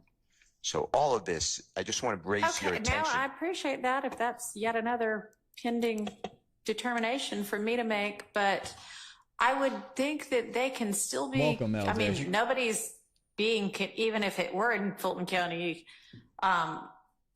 nobody's even potentially being convicted of this act, but I would think that statute of limitations or no, it can be considered by the jury in determining whether the people charged are guilty of a RICO violation. So if you've got case law that says differently, and if you already filed it, just let me know where to find it. But if you, And Your Honor, and is that the argument that you're making, that they cannot even consider when they're considering whether anybody is guilty of a RICO violation, acts that there is a statute of limitations for and that statute has run? So I think when you say they, my position. They, the jury. Okay, so the jury can only, they're going to have to find the overt act because it's a conspiracy. Uh-huh. That overt act must be, in my opinion, and the case law that I'll again show the court or show this honorable court would be within 5 years. Okay, But- well, if there's case law that says that, then certainly I'll take a look Yeah, at that's it. an And interesting it sounds point that like he that issue is still on the table to be determined, right? But the indictment Your is. Honor, being a newer addition to this team, I wasn't present when I'm being told that this issue has been addressed before. And so if there's going to be further, I don't have the case law right now, but in terms of Act 39, the fact you can charge overt acts in furtherance of a conspiracy that happened outside of Fulton County. That part is clear. Oh, yeah, no, he's not talking And- about where it happened. He's talking about statute of limitations having run. And there is, to my knowledge, and we can, I don't have a case to cite right now, but we can, if this needs to be briefed, we will brief it. But that is not the state's understanding with, It's not the court's understanding of it either, but I mean, I've been wrong before. I could be wrong right now. It's No, you're on it, not Judge my Whitaker. opinion that matters. It's what the case law says that matters. And if it has already been briefed by both sides, super, just point me to which brief and which response I should be looking at. And it very well may have been addressed before, but not decided. Ms. Lev, do you think it's already been decided? Judge, that's what I was just saying. I Okay. believe that this issue was raised by Mr. Steele very early on, and I believe that it was decided against That microphone does not like her. his position. Okay. But I was saying that we can check the transcript for that because my firm belief, because I remember the argument, is that it was actually argued and decided. We will also look for an order to that effect. But I specifically remember Mr. Steele's assertion regarding a statute of limitations. I believe that it may have been Mr. Floyd that argued that. All right. But we'll check and see. All right. Well, Thank you. And whatever you find, send to me or point me to it at least. Now, this is not really an evidentiary ruling that's been, assuming it has been decided. This isn't really an evidentiary ruling. This is a ruling that's going to impact how I tell the jury to deliberate on issues and what kind of verdict form we need. And so it really is something that I don't find myself bound by whatever the prior ruling was, even if it was made. I want to take a look at it myself and make my own determination based on the case law. So y'all just, again, point me to what I ought to be looking at, and I'll too funny. Look at that and then make a ruling. And Your Honor, so that I'm making certain that we are speaking apples to apples, Mr. Steele's assertion is that because the statute of limitations on the overt acts have run, that the jury is not allowed to consider the overt acts? That's what I think he's saying. That is what he's saying, No. but I'm just saying to deliberate for the actual verdict. okay, maybe Let's not. say that What are you saying? we're man? asking for a special verdict form. There's 191 overt acts in count one.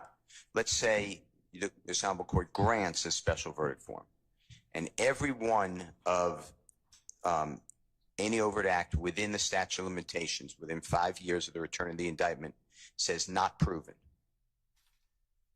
But then there's one or more overt acts before 5 years of the return of the indictment that says proven. Our position would be the overt act is not satisfied because the statute of limitations bars the conviction because the overt act was previous. I'm not talking about evidence because that shows the history of the quote organization. It could just be intrinsic or whatever. So Right. I mean, okay. So I mean, but I do understand they can consider it for whatever, the history and how it all fits together. But you are saying that case law bars the jury from returning a RICO conviction if the only overt acts that they find to exist are overt acts the statute for which has run. Exactly. All right, well. And the state opposed at our previous argument a special verdict form. That was the Honorable John Floyd. And Amy. what Judge Glanville said was, we'll address that later. Okay, well, we happened. need to address that. We'll do it anew, obviously, because you're... What? I think you just lost the battery in your... I did. I'll put it in writing because, I think it's a fascinating issue, but we'll put it in writing. Okay, and if it already has been put in writing, you don't have to do it again. You can just point me to, this was, motion number 50,000 filed on May 1st or whatever. If you haven't put it in writing yet, great, do that. Shout out to Amy. And same for the state with regard to a response.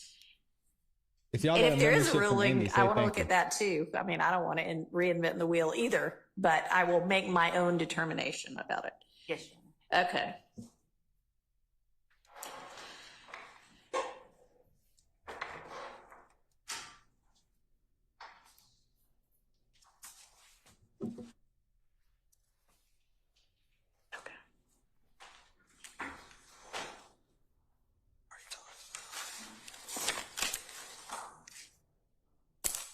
Amy gifting 5 memberships over there.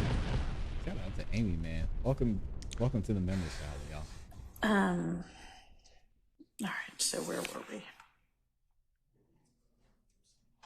I'm gonna get some memberships. Your Honor, we were on 176, line 6 is what we were just discussing. Okay. And just to be clear, if the foundation is laid that Mr. Zachary is falsely asserting that my client stated that, then I understand that that's just going to be a subject for cross-examination. However, if it comes from a source allegedly comes from a source other than my client, our stance would be that would be either rank hearsay, something he read off the internet or something, or if it was said to him by someone else. Okay. I'm just using an example. Sure. Pee-wee, that would be spilling the beans. And that's...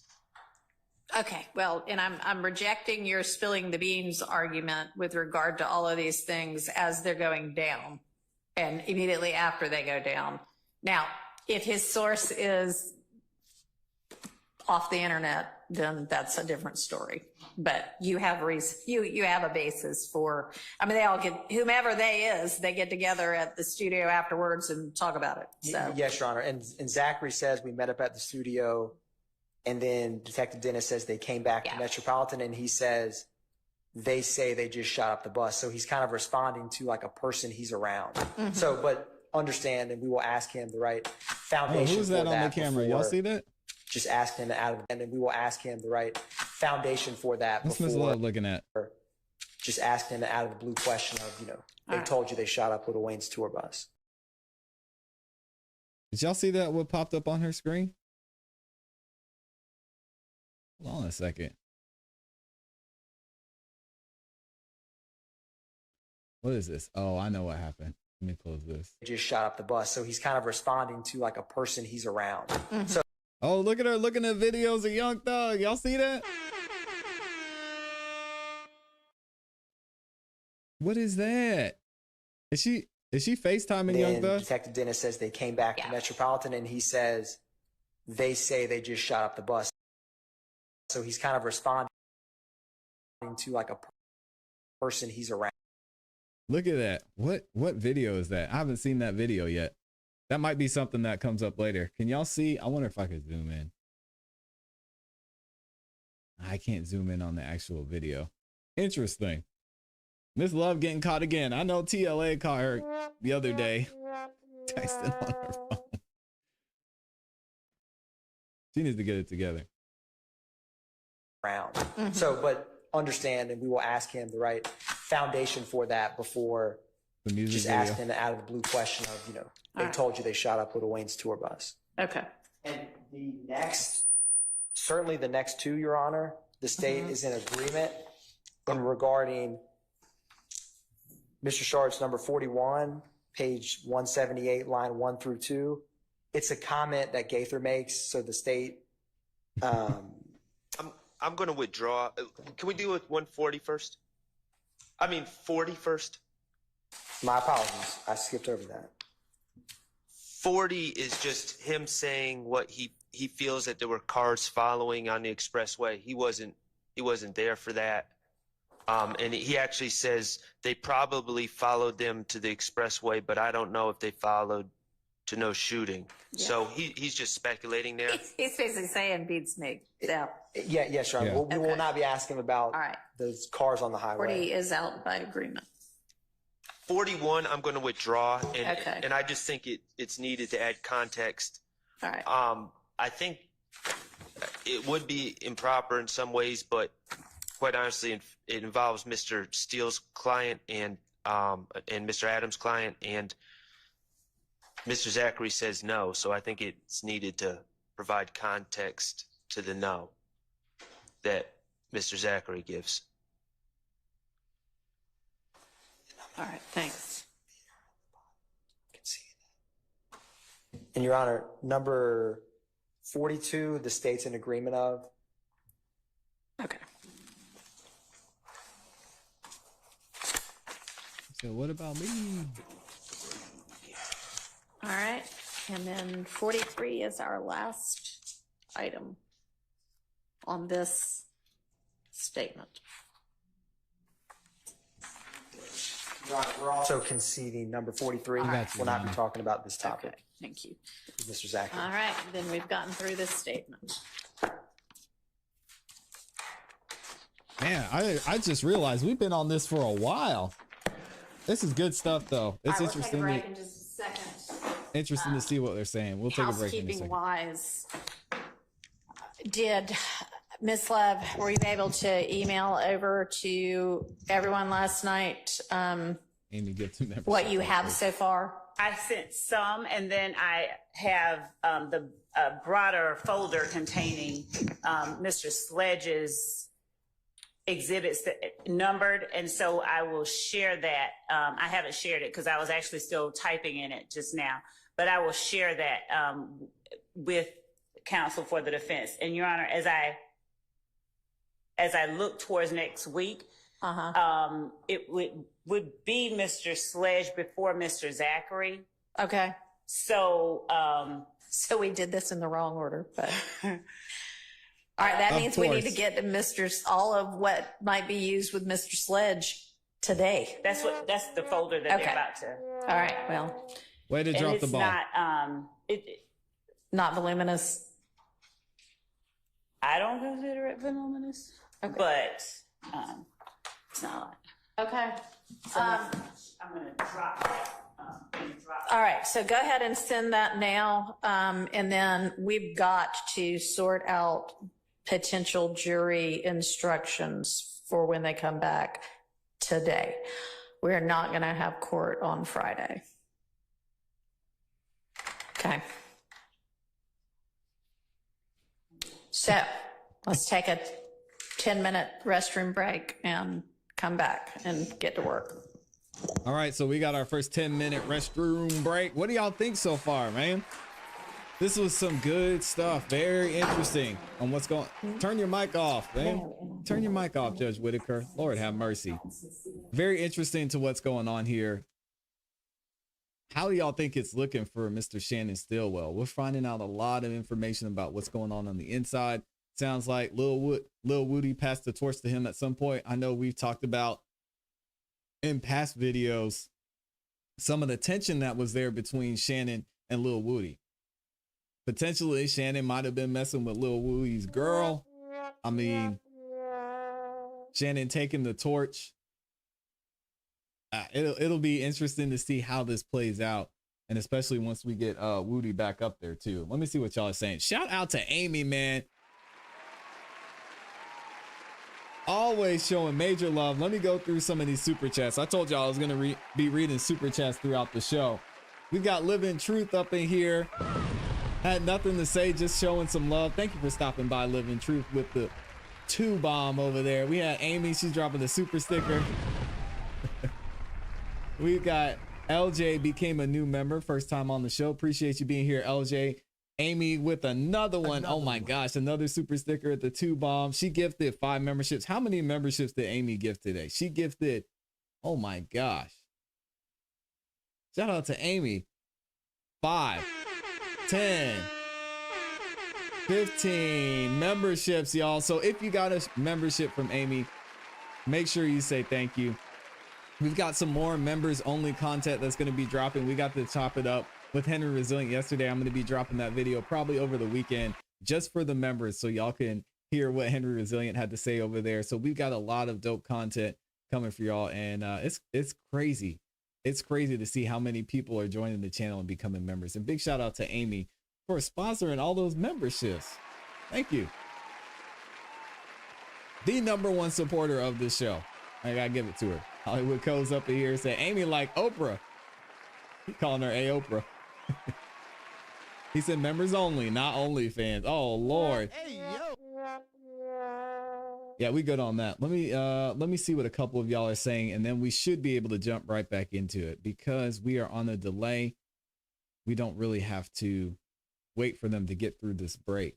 If y'all haven't checked out the videos we've been posting on the ClassE Beats YouTube channel as well, make sure y'all go do that. I know a lot of y'all are here and watch the live stream, so you get some of it, but I clipped up some of the key points in the trial are in these live streams, and I post them over on this YouTube channel. So make sure y'all go check them out. We had a video that went absolutely viral yesterday, got 160,000 views, and it's still going up. It's at like 165,000 now. So y'all go make sure you check it out. And thank you to everybody that's been supporting too.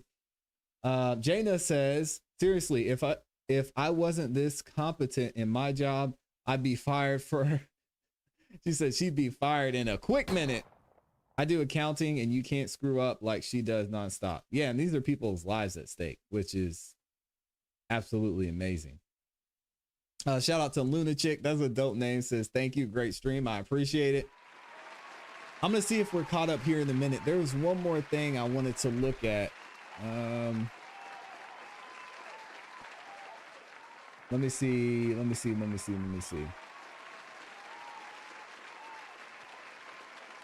And shout out to President Trump in the building. Appreciate you being here. Let's see if we're back yet. I think it's been 10 minutes already. Nope. It looks like they are not quite back yet. So I'm trying to find. Dang, I definitely lost what I was trying to look at. But I dropped a poll in the chat and I asked y'all, what did you think about Monday? What do you think is going to happen on Monday? Because this is the last day that we're having trial until Monday. And then the jury's going to come back in.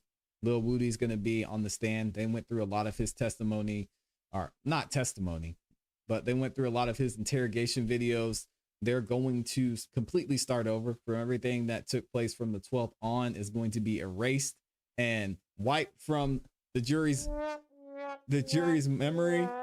Just like Men in Black, they're going to go in there. Every single member of the jury, they're just going to wipe their memory and they're going to forget all of Lil Woody's testimonies and viral moments. So we'll see. But what did y'all say about Lil Woody on Monday? Is he going to testify?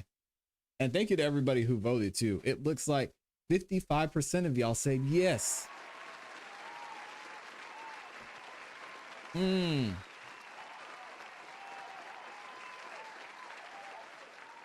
Interesting.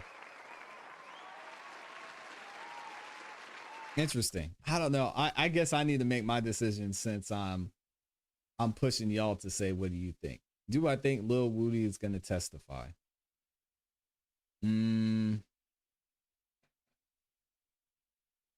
Looking at all the things that he's been saying, looking at the question he's asking, looking at how arrogant he's been with dealing with the state and knowing and understanding the effect that he can have on this trial, I think he is going to testify. So I'm with y'all. I think Woody's going to testify, or I should say I'm with the majority of y'all. I think Woody's going to testify and he's going to give us another show. So I'm glad we got him back on the stand. I really do think this thing should be a mistrial, but it'll be interesting to hear what he has to say on Monday. Oh yeah. I got to read this real quick. And, yeah, shout out to Amy. She said, ClassE knows I said the prosecutors have messed up. Check this out. So here is, let me see here. Here's what she said. Fulton County prosecutors are guilty of the following. 7 common examples of Brady violations in criminal trials are when a prosecutor fails to disclose to a criminal defendant or a defense attorney, which we've seen this happen yesterday, especially dropped a video on this morning and 2 videos yesterday on instances where not only yesterday had Miss Love and the state, or I should say the prosecutors, withheld certain types of information, but Judge Glanville saw this happen even at the beginning of the trial and told them that they needed to get it together. They didn't care. They kept doing the same thing, and Glanville just gave up and said, well, I'll just let them do what they want to do, I guess. So here are the examples of Brady violations. Evidence of a record or report that might suggest the defendant did not commit a crime, such as a law enforcement or police report. We heard about this yesterday. They were trying to get, well, I guess they were trying to get an affidavit, but still, that's a type of record. The details of a deal, for example, between a prosecutor and an informant or a witness. Okay. Which have we? The details of a deal, for example, between a prosecutor and an informant or witness. Have we gotten what they gave Lil Woody or Woody for his immunity yet? Have we gotten that order? Why haven't we been able to find that or see that? I guess that, because I know they were asking for it. Was it Monday? Man, shout out to Amy for putting this together. physical evidence that questions a defendant's guilt, information that could be used to cast doubt on a witness' truthfulness, information that discredits the victim's story, evidence of police misconduct, and proof that someone else committed the crime charged. In general, a Brady violation occurs when a prosecutor fails to provide defendant or criminal defense attorneys with any favorable or helpful evidence to a defendant's case. A prosecutor's failure to provide this information is a violation of your constitutional right, and it could lead to a reversal of a conviction, sanctions, as we heard yesterday, dismissal of charges, mistrial, and or possible charges of the prosecutorial misconduct. Shout out to Amy for that. Very well said, very well put together. And we're about to be back here. And she's absolutely right. Just the crazy thing is 3 out of those 7 things that she named, we saw in action yesterday. And then you had some of the defense attorneys standing up and saying, Judge, we've been dealing with this for over 2 years. I know you're late to the party, but man, open your eyes. This is not something new. And there's a reason they keep doing this over and over. All right, let's get back into it. Shout out to Amy for that. Big sponsor of today's show. I appreciate you.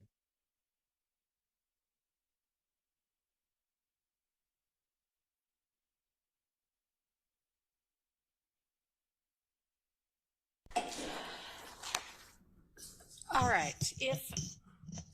If y'all have just now gotten the evidence that is gonna go with witness Sledge.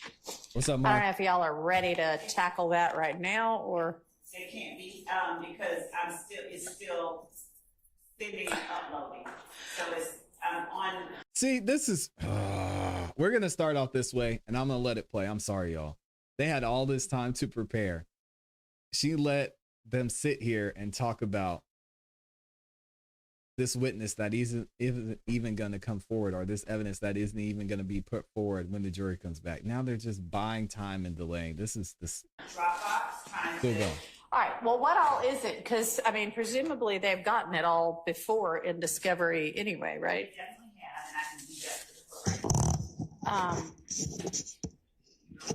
Yes. I can address, Mr. Sledge gave a prior statement can be played on evidence reviewer, following his arrest for the 2015 alleged shooting of houses. He was arrested, as well as Mr. Zachary. Okay. I can address that. And there was one on what Mr. Adkins said. There was one jail call that was identified, and I can address that as well. I don't know if there's more, but his statement I can address, the jail call I can address. So those two, they have, he's correct, identified those and given them to those. The statement is the statement we mentioned earlier. And the jail call is that Mr. Shard is correct in those. And if we are ready to respond to whatever it is that they bring up while we're sending the rest of it. Okay. The prior statement he made in 2015, he's brought in regarding the ag assaults, and he's questioned, he's Mirandized, he gives a statement, he denies any involvement. He later pleads guilty. Okay. Or offered, I'm not sure. He pleads somehow. He resolves it short of trial. He's just denying being there. So I don't know under what circumstances that statement would be used to impeach any testimony. I suppose he acknowledges that he knows Mr. Zachary. So I guess if he said he doesn't know Mr. Zachary, I guess that could be used to impeach him. But it doesn't seem to be a statement that would be used to impeach him or would necessarily be played.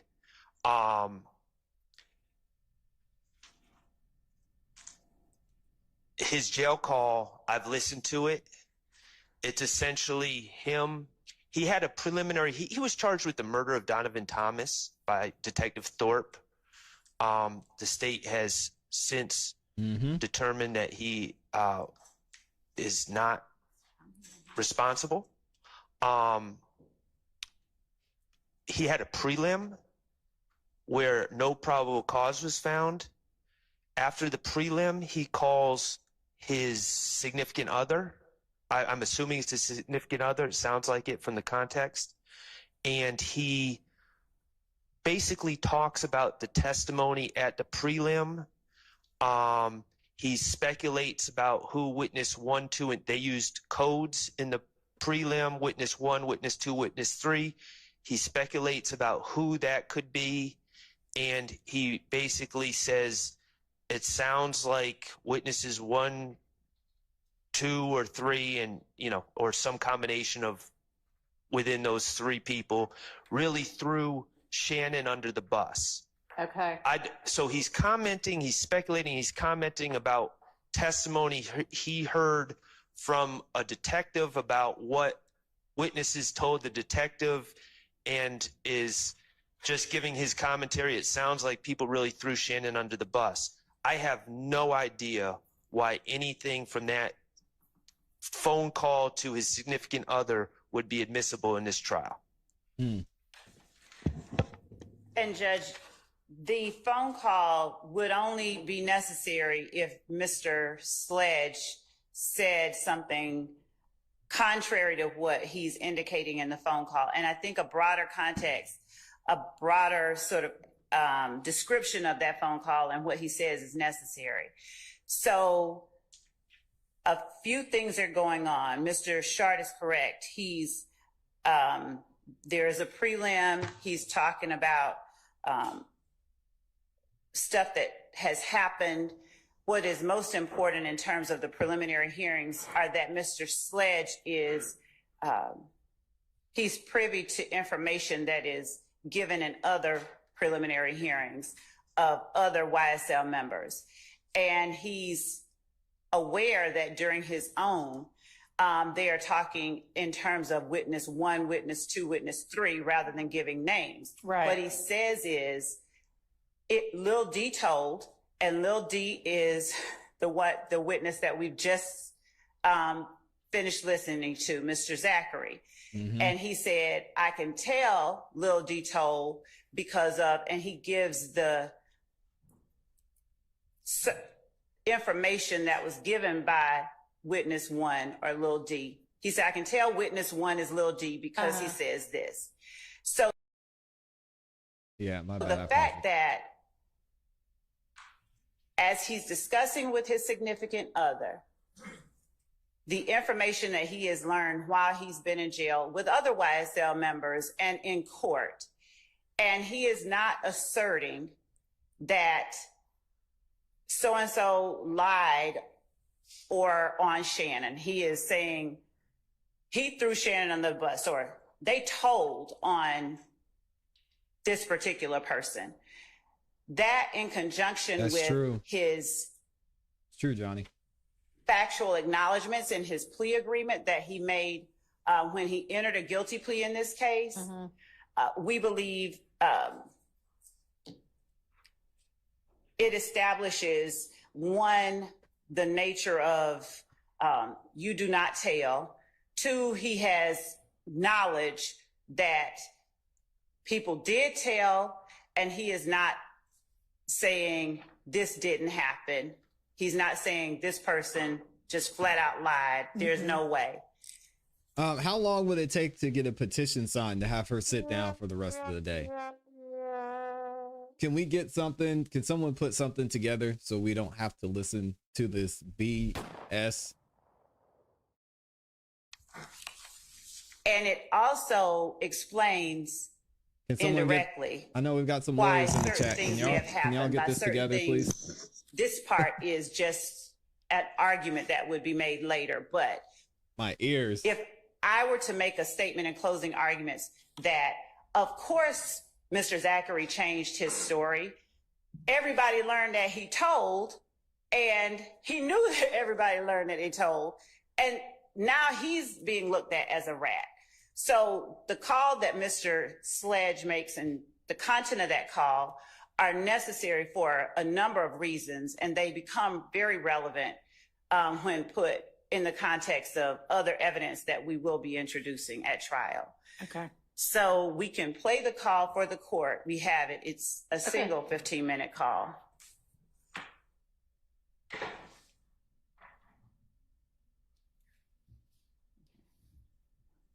The 15-minute phone call. Welcome, Cheryl. Good to see you here. Morning, Paris. Talking like a robot is crazy. I feel like I can get that way sometimes. You're just trying to process your thoughts. But God, dang, I'm not an attorney. I'm just a guy on YouTube, man.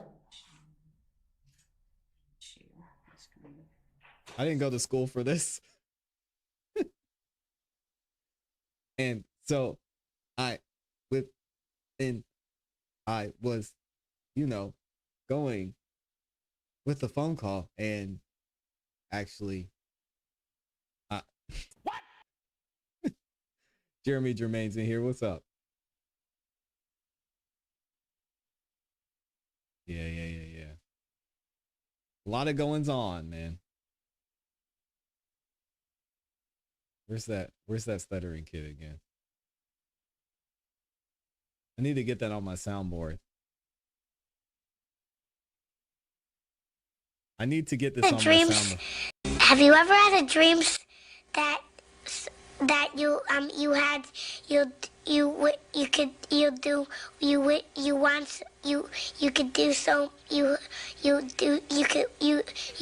want Oh man. Let's skip ahead. Fulton County. Here we go. We got the phone call.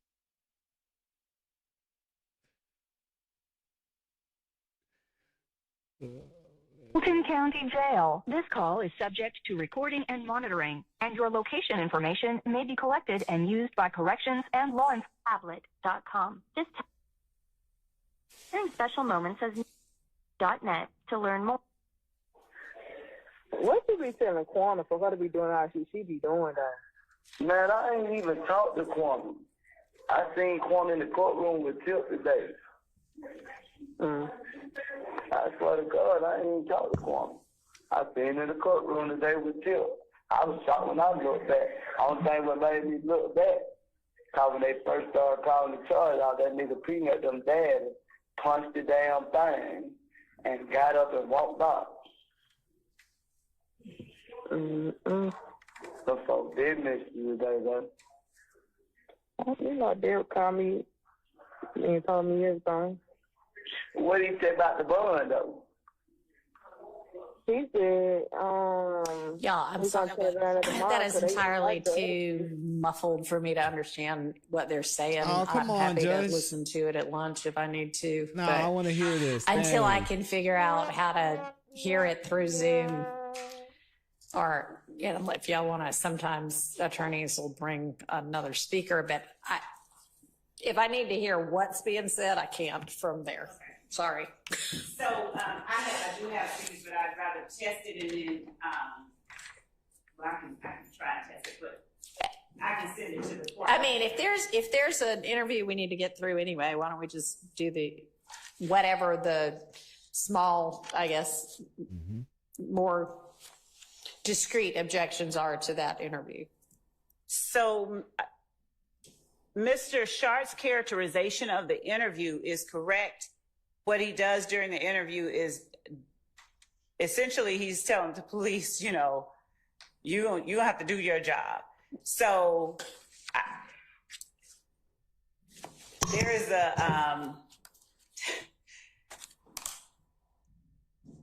there is no particular reason at this point that I see that we will be playing it. Okay. It is not, it's a statement that a witness has previously given, and if a reason arises, I just don't see a reason beyond, you didn't want to tell him until I don't see a reason that I'll be playing it, but it's his statement that he gave, and he's denying it. He's saying to them, do your work. Have you ever had a dream that you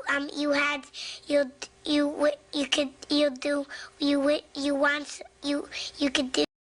All right. Well, Mr. Shark, do you know what the discrete portion of that is? And then maybe we can just see whether, even if she does maybe want to use it for some reason, she can say, "Oh, I'm definitely not going to use that." I didn't identify any. Okay. Speaking for Mr. Still, Mr. Still was not mentioned in it. Okay.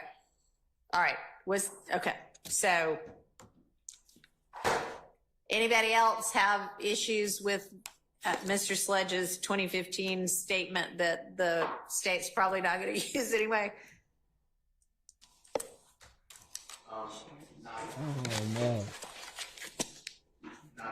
Mr. Williams, All right. if it comes up, though, obviously we'll. Hey, if y'all are praying folks in there, man, prayers go out to Tabitha. Shout out to everybody in the ICU. But yeah, hopefully you're okay, Tabitha. Please, if you can, give us some more information so I can definitely make sure that I keep you in my prayers, and I want to be able to pray for you specifically. Shout out to everybody in the ICU over there. Appreciate y'all watching. Well, There's nothing. We believe in the that power of statement prayer that over is here on the harmful to Music Mr. Morning Williams. Show. But, depending on the circumstances. Oh, okay. She's an RN. Phew. We'll find out. all right. Well, anybody else? She's all good. She working. Silence from everybody else. Okay. All right. So, as to the telephone call, is there anything in particular y'all want to direct my attention to? Y'all know what it says, even though I haven't been able to distinguish it yet. Or you just want me to listen for the whole? I just object. I mean, it's Mr. Sledge reporting to his significant other what happened in his hearing that day. And I don't know this for a fact. I believe that he had the prelim. I believe it was him and Mr. Stillwell together. Okay. I don't know that for a fact. I could be wrong about that. But he's just commenting. The investigator Dennis, I believe, is the person. It may have been Thorpe. And I wasn't at the prelim. I didn't represent Mr. Stillwell back in 2015. And he's just commenting on witness 1, witness 2, and witness 3, and who he thinks they are, and his significant others commenting back. I don't know why the state would think, because Mr. Sledge, who they're saying wasn't even at the shooting of Donovan Thomas. Mm-hmm. Okay, they haven't charged him with that. Right. I don't know why they think that the fact that Mr. Sledge isn't saying that's a lie about something he wasn't even at is somehow a tacit admission against Mr. Stillwell. It makes no sense to me. Okay. No, I mean, that I can see the logic of it. It may be that on that issue, it is inadmissible and not relevant. But in terms of him being able to tell from President Trump what witness 1 says and doesn't say versus witness 2 or witness 3, that he knows who that is, it may be relevant to their whole concept of everything that goes on within this YSL gang. Everybody shares the information for, But he doesn't know and, who it is. you know, I'm tight with He said him and I they. know what's going on. So, which is one of the issues that they thought it might potentially be relevant for. Now, they'd have to have a reason to play it. And I think we're going to have to wait and see on that. But if that becomes actually why they're playing it, then I think I would overrule a relevancy objection to that if it's, legitimate. I don't foresee any situation where Mr.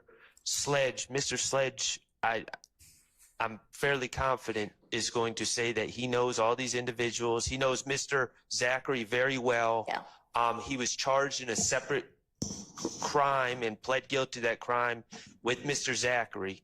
But even then, I would, even if it became relevant for that, which I can't foresee any circumstance, I would strenuously object to him commenting on other people's testimony about a case that I understand. against my client that he wasn't even present. I mean, I according to the understand. state. And it may be that, and I think even the state's saying, I don't know that there are circumstances under which we'd be able to get this in, this would become relevant. If there are such circumstances, then I would think that much less than the entirety of the phone call needs to be played and we can limit it then. So maybe Miss Love, if you are thinking, or it starts to look like you're going to need it, then if you can, get with the defense beforehand and y'all come to an agreement, understanding what my ruling then would probably be on what part would be relevant to that and what part wouldn't, instead of just, hey, I'm getting this whole 15 minutes in now. Okay. Yes, I can do that. Yeah, we want to hear the. All right. We want to hear the phone call. So then anything else on Mr. Sledge's, the evidence that might be used with him at all that we ought to be looking at before? Yes, Christy. Yep. So the other items that I've shared, if I don't know if anyone has been able to, if it has shown up, but I've shared the link with everyone except Mr. Howell, whose name just wouldn't populate. We just received. Right.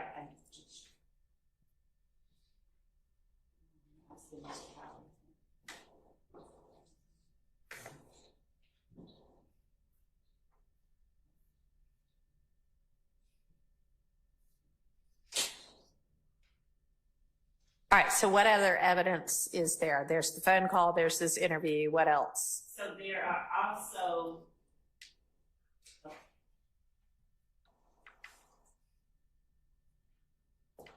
the plea agreement, the video of the plea agreement of Mr. Sledge. All right. I don't. To Amy. We have had the need to play other witnesses' plea agreements. All right. Well, at this point, if he's testifying truthfully, then we don't have any need to play that. right. If he begins to intimate that I didn't know what was going on, it wasn't really freely given or Right. anything like that, then we would want to show him entering that plea. Okay. We also have, and we may have already admitted this, we're checking the exhibits, but there is the video where Mr. Sledge is with Mr. Zachary, and they are threatening Kelvin Watts. We've labeled that, if we haven't already admitted it, as State's Exhibit 398 Yankee. There is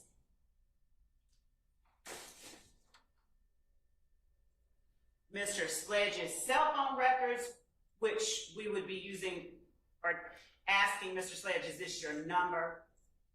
Was this your number at that time?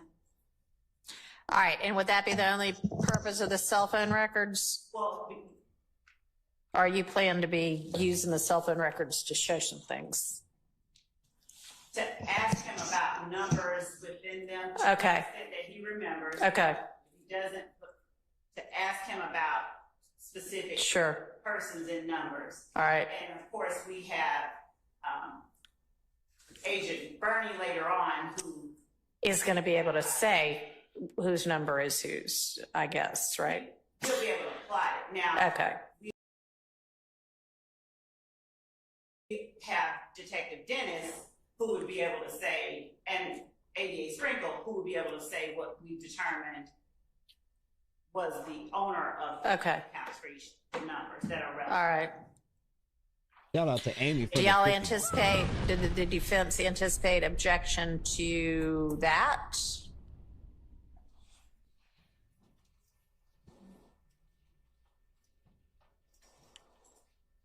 No. You're saying, Your Honor, you're asking about if he remembers his phone number? No, I don't. Okay. And how about the 398Y video being used with, I mean, if it's already in, then the evidentiary objection's been dealt with anyway, but we haven't, I don't know where that list is right now. And he's in the video? He is. Okay. We're talking about the video with Mr. Zachary and Mr. Sledge. I don't think that's in there. Okay. If it's not, that will be Be safe. 398Y. Uh-huh. And Mr. Sledge, I believe during his interview, he talks about that. Okay. Is this like a music video? No, it's a video, like a selfie video. Okay. Or someone filming. All right. Mr. Zachary, threatening Kelvin Watts. Okay. All right. If there's, we can play that. It's not even long. It's about less than 5 minutes long, probably about 2 minutes long. If there's a specific objection to that. Y'all all seen it? Is there a specific objection that you know of now? Oh, I didn't like this video. Or that you Maybe know it you didn't might have have? Just want the instructions, I think, that you've been talking about that we did to 105, Mr. Williams is not in that video at all, and it's up to the jury. That's true, Jeremy. All right. Well, I mean, I keep asking for an instruction or a proposed instruction, and so far nobody has been forthcoming with one. So, and I've told y'all until you get me something to consider, there's not much that I'm going, the burden, the onus is on y'all at this point. Okay. I think we. So, and considering this is our last day of court before we bring the jury back on Monday, We got to get it right. now would be the time to do it. Your Honor, you should be receiving that shortly. Thank you. And Your Honor, I'm trying to figure out who that is too. Well, I'll just wait to see what limiting I think that's instructions, because Tiffany it Moore, goes but I'm to not sure. Count one Uh-huh. against each of the defendants. Right. So I'll just wait to see what the requested instruction. Okay. So a potential limiting instruction, but with regard to anything else about the contents of the video, y'all don't anticipate an issue. Okay. All right. Any other evidence for him? There's two social media posts made by Mr. Sledge on the night that Donovan Thomas was killed. Okay. And they are, one is Mr. Sledge is that night at around the time of the murder, he's watching the Patriots, and he captions it that he's watching the game, Let's Go Patriots. And there's another one where he is shown watching the game Okay. with his small child. All right. There is what we label Stacy Exhibit 399 Yankee. It's a video of Mr. Sledge. He is saying,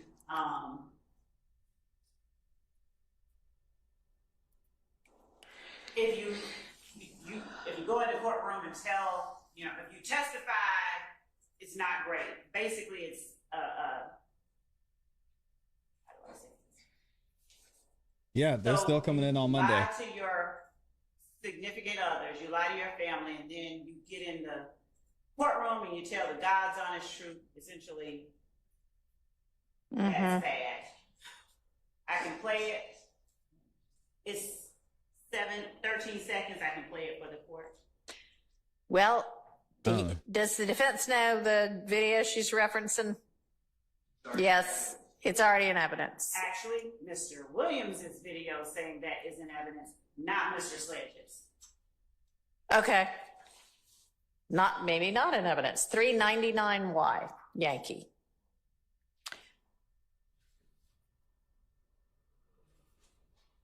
All right, let's hear some more audio. And I'll just. All right. Shout out to Mr. Late Night, my dog. Okay. Share it via Zoom. All right. Love got her long nights into the box of Fruit Zoom Loop. opened. All right. Nigga, lie to your kids, you lie to your mama, but you get in the courtroom and in the investigation room and tell them punk ass people the God honest motherfucking truth. Pussy ass.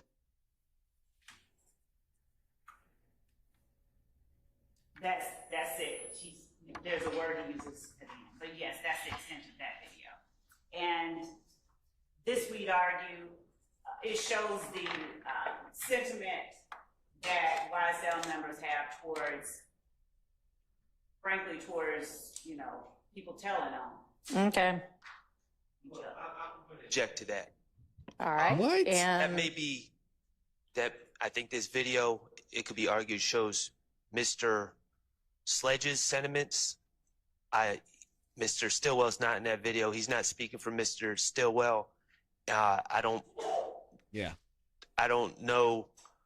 There was no vote to make Mr. Sledge the spokesperson for this group of gentlemen, and I would object. Mr. Sledge is not sitting here with us, okay, so I don't know how that's a comment. He already pled guilty, right? He did. Did he plead guilty to the RICO count? He did. Okay. Yeah, he gone. Yeah, it's still gonna be a Y'all mess. can cross him on that topic. What about the 2 social media posts with him watching the Pats game? Any contemplated objection to those? Okay, what else? There's also a video that he posts, not a video, but a social media posting that he makes on June 24, 2015. Free little D, like right now.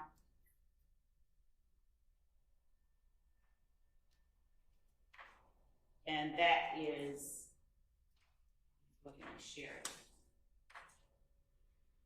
Is he saying it, or is it just like a written post? It's just a written post. Okay. It's just, Okay. Anybody anticipate objection to that we need to deal with now?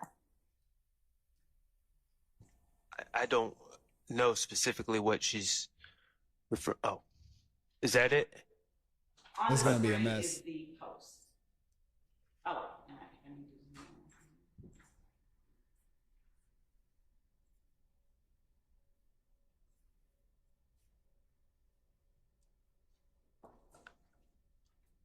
in. I just don't know what the relevance is of some of these things. Like, So 6/24/15, what's just happened? Why is he in? Why is the little D in? This is Which little D is it? Demikian Darlington.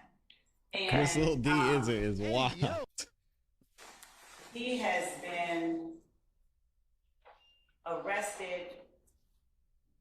I can tell you the reason that we're wanting the relevance of it. Okay, what's that? It's the urging of each member. We don't have just him. We have him saying free little D, free the other little D, free various members of YSL. Free the little as we D. have with other defendants that are currently on trial, where, for instance, when Mr. Winfrey was arrested, Mr. Williams had free Roscoe shirts. Mm-hmm. They're wearing it.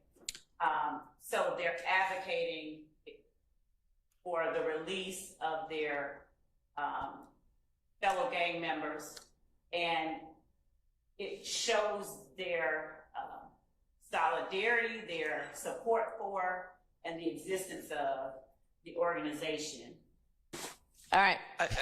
I would more I agree. accurately, in my mind, say that he's posting free his friend, and to the extent that Mr. Sledge says he doesn't know Lil D from Mechanicsville. That's Demikian. That picture is of the Demikian Garlington, Your Honor. Okay. To the extent he says he doesn't know him, or he's not friendly with him, or I mean that maybe that would become relevant, but Yeah, I'm going to permit it over a relevance objection to show or potentially show the issues that Ms. Love has said she would offer it for. And of course, y'all can argue that all this shows is he's concerned about his friend, but that's Max. a topic for argument. I think it is relevant, though. Your Honor, there's one issue that I failed to bring up earlier. Okay. Yeah, get regarding it together. Come on. a video of a plea, and we dealt with this earlier in the trial, and I know that we did some redactions. I would object if they're bringing it in to show that if it becomes an issue and that a plea was freely and voluntarily entered, going through the Boykin rights and things of that nature, I would understand. Going through the state's factual rendition and their of the plea and just their testimony and their story, we would object. The factual rendition, unless you have him then affirm, yep, that's what happened. And unless he's now saying, nope, that's not what happened. That part is it all just depends on. That's exactly. Okay. Yes. So yes, I mean, depending upon the reason that the plea might end up being potentially used. Yes, I agree with you. If it's to show voluntariness, then the factual rendition is not relevant, and I would not expect y'all to try to play that. If it is to say, dude, when you took your plea, you agreed that all of this is what happened, and he has in fact agreed, yep, that's what happened, then that's what I'm pleading guilty to, and it's not an Alford plea, then the facts would be relevant. Right. And so we've heard creative ways to sort of distance witnesses from prior acknowledgments that they've made. So some may have expressed a lack of an understanding, or some may have expressed feeling pressured. And then during their plea colloquy, they actually shut it down and Okay. So yes, but understood. It's not necessarily all in. It is just going to depend upon the reason it's being offered. And just as with whatever the reasoning for the phone call, and I'm not going to say this as to every little piece of evidence. This just needs to be how y'all operate going forward. At the point in time when you anticipate, oh, I actually am going to use this. I didn't think so before, but now I am, or whatever. You tell them so that all of us don't have to be scrambling. Okay. Okay. Advance notice to the other side about things that are likely to be evidentiary issues, so we can deal with them at an appropriate time and not be sending the jury out every 10 minutes. And so, Judge, we will definitely abide by that instruction. And I guess we'll ask for more granularity, a little bit more clarification if in the middle of questioning.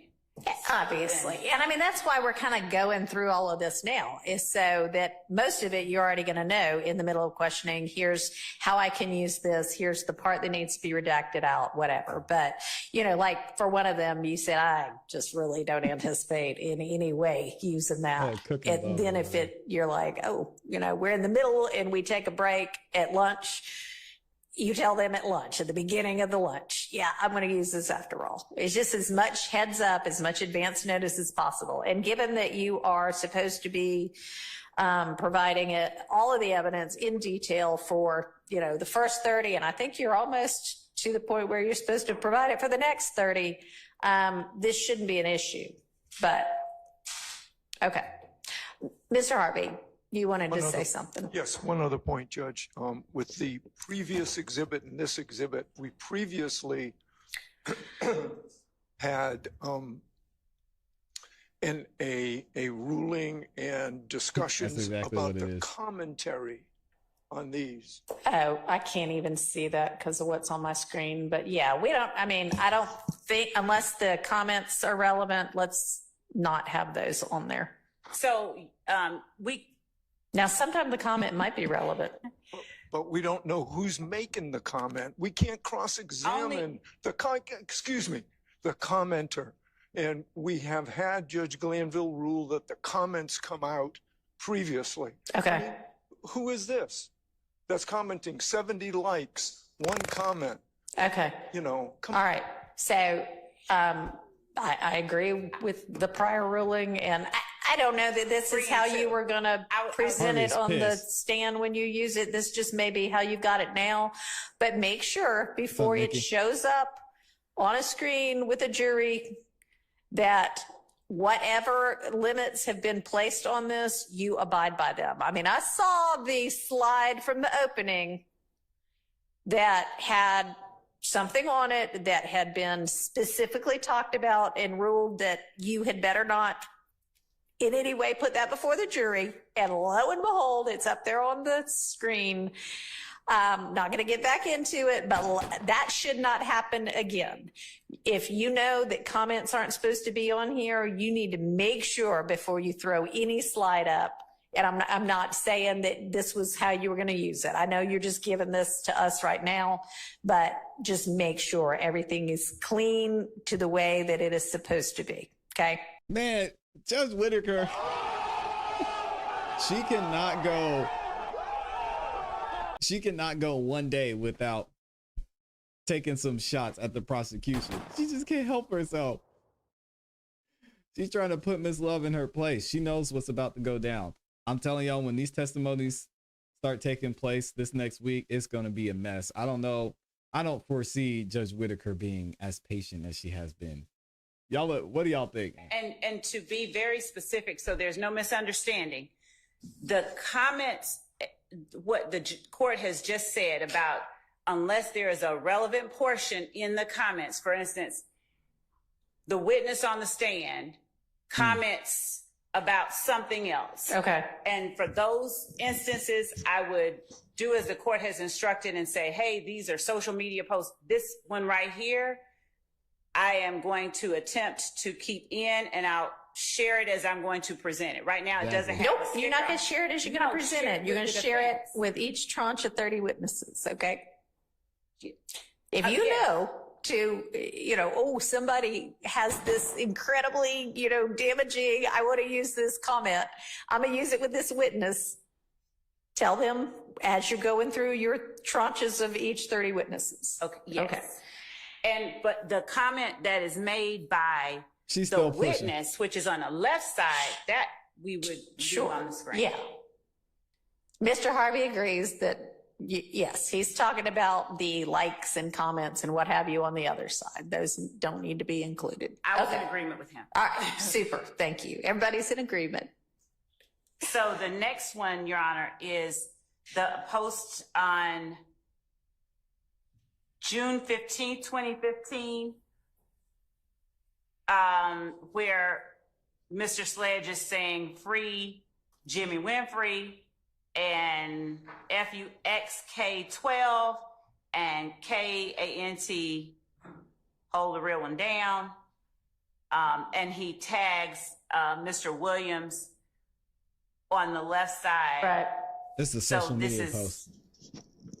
Absent the comments on the right, this is the post that we would. All right. And do you already, if Kinda you hard already to have see. that as an exhibit number, you can tell us now. Otherwise. It's State's Exhibit 401 Yankee. Okay. And the exhibit number, as we have it listed, is up in the upper left corner, almost imperceptibly. Oh, all right. Quite see. Okay.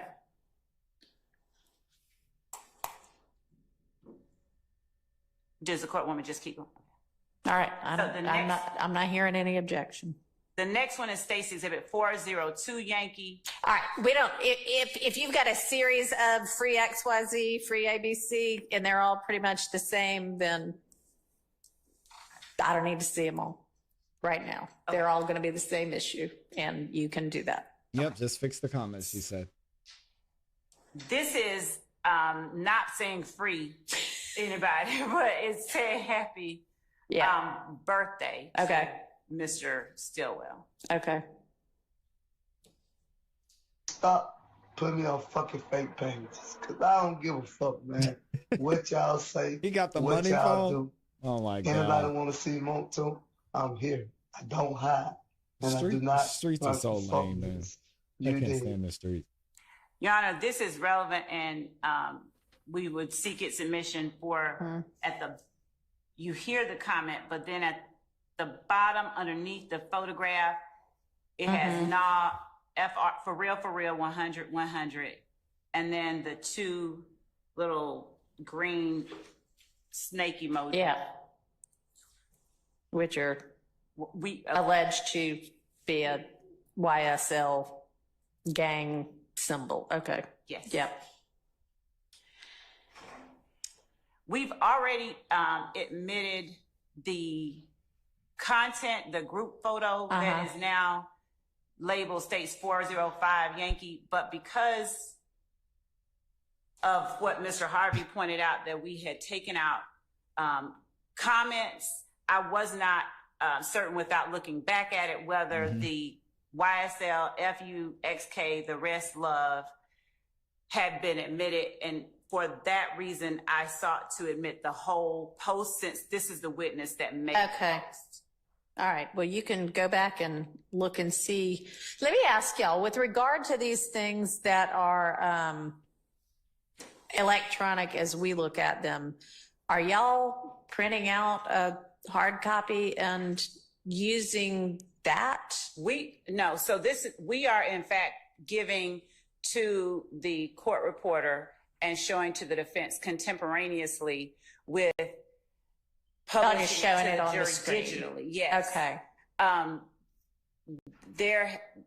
And so I guess the reason I'm asking is, so whenever you used 405Y before, how do you now know whether it contained the comment at the bottom? We have given the court reporter hard copies. Hold on a second. That is not the case with got really loud. all of the exhibits that have been tendered. We have, but that's how we know what. So y'all can go back. Well, you can go ask Ms.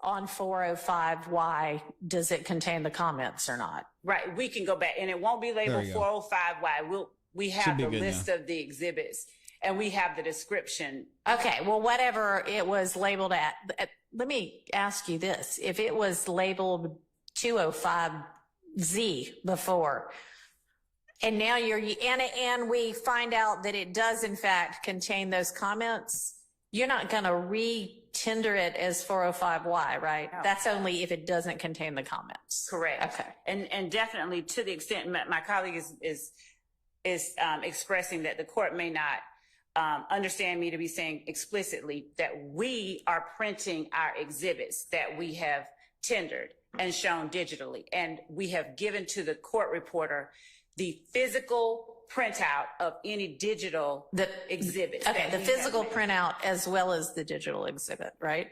Or by the end of trial, you will. Right. Okay, For the digital. that's fine.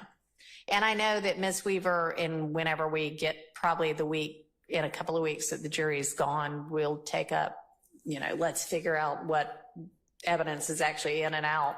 Maybe that's what we'll do that week. Not the whole week. We'll get lots more done than that. But I do know there is an issue with regard to a couple of defense exhibits because they were only shown, I think, on a laptop, and we'll just have to sort that out at some other time. But we do need to think about going forward. If you're walking up to a witness and showing them something on your laptop, you might need to take a screenshot of what's on that laptop so that then the court reporter knows what it is. Okay. All right. What else?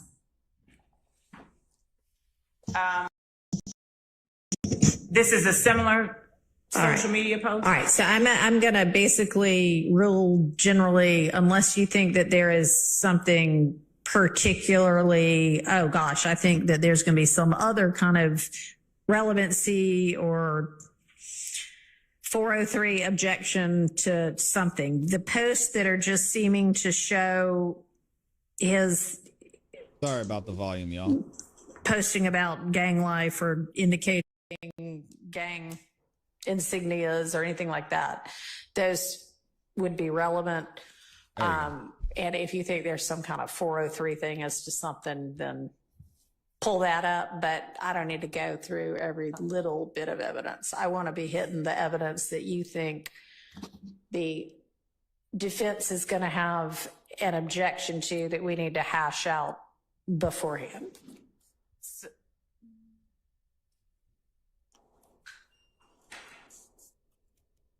I don't. So Okay. there are 3 videos Mhm. that are also social media postings. I don't Okay. see anything that would be 403 there. For instance, 416, State's Exhibit 416 Yankee has Mr. Sledge. It also has Mr. Williams and other alleged associates or members of YSL in it. And they are sort of just congregating it. Okay. I can since I've shared it, I can let defense look at it. It's labeled in the shared document as well. All right. Well, and ideally, again, after they've got the big list with the 30 and all of the exhibits, then they can do their homework and they can actually tell me, like Mr. Sharp did for Mr. Zachary's statements, hey, here's what I find objectionable about that. So once y'all have got that, y'all can do that with everything and it'll be more smooth. All right. So, but you think that pretty much for Mr. Sledge, after what we've discussed, you'd be good to go, and the defense likewise. Okay. I do.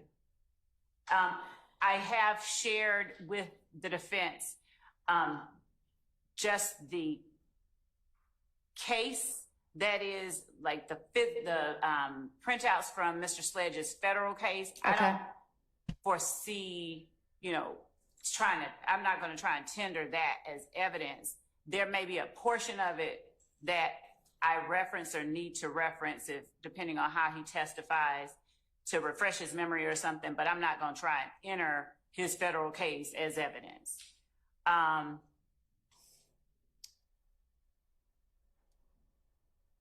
And I think that's it.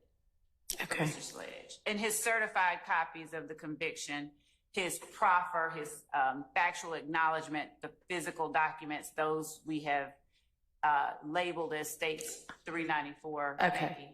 All right. I've gotten the proposed limiting instruction now.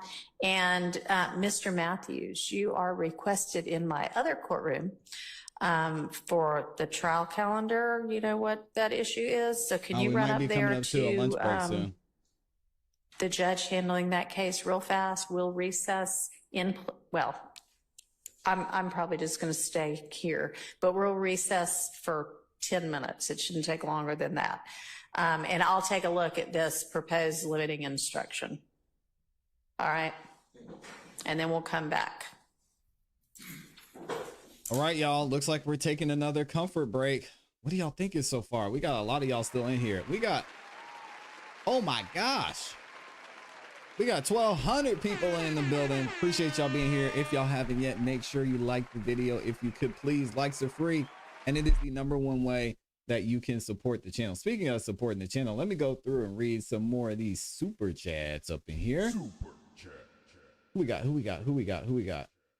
It's already mentioned we had Amy over there gifting membership. Shout out to Amy. Also, Amy with the 50 bomb. Oh my gosh.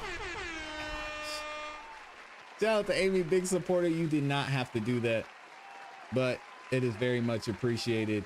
And it does help the show continue to grow. Thank you for the support.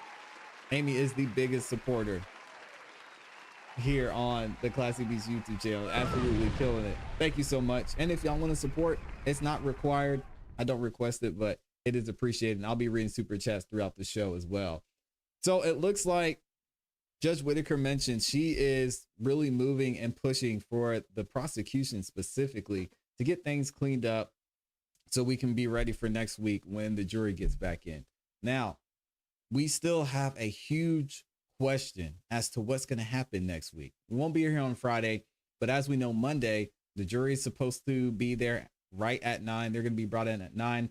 From what I understand, all of the attorneys from both sides have to be there and be ready to go and in the courtroom at 8:45. And then we're going to find out right away if Lil Woody is going to testify. The jury's still out, pun intended, on what's going to happen. I personally think that he's going to testify. At this point, he really has nothing to lose. He's already got his immunity. He's working as an informant. He's been on the stand before. He knows and understands how things are going to go, what he could say. He's been working, I'm sure, with Melnick over these past few days and has been able to figure out what they're going to do come Monday. Now, Melnick did not seem, he doesn't really seem excited about too much, but he did not seem that excited about representing Woody or saying he was representing Woody, excuse me. So maybe there's something there to where Woody's going to make things a little bit difficult. I know for a fact, though, one thing we know about Woody, he does not want to go back to jail. And he's made that very, very clear multiple times. So it'll be interesting to see what happens. Interesting to see what it says going down on Monday. And we talked about this too. Is the prosecution going to have everything they need and be able to move forward going into next week? We saw this Monday. They weren't even prepared there. I mean, we started with a witness and with testimony, or not testimony, with evidence that wasn't going to be used until later.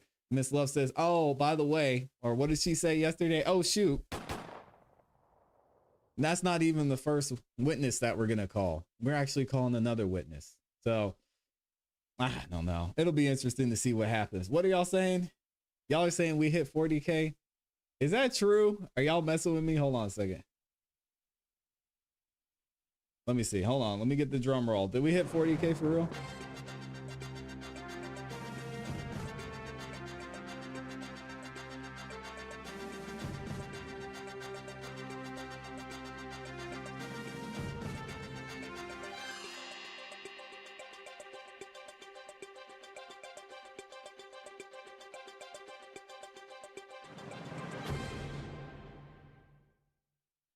Oh, wow.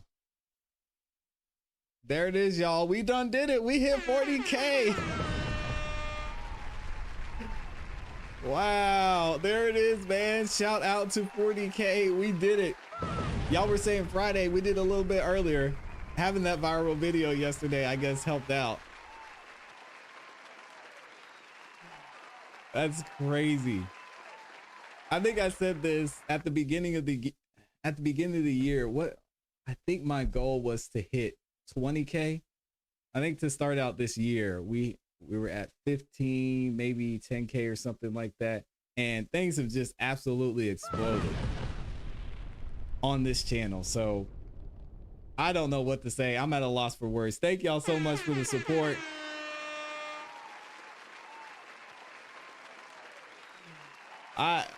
I'm just on here on YouTube talking about the things that a lot of y'all are interested in, that I'm interested in. We're having a good time.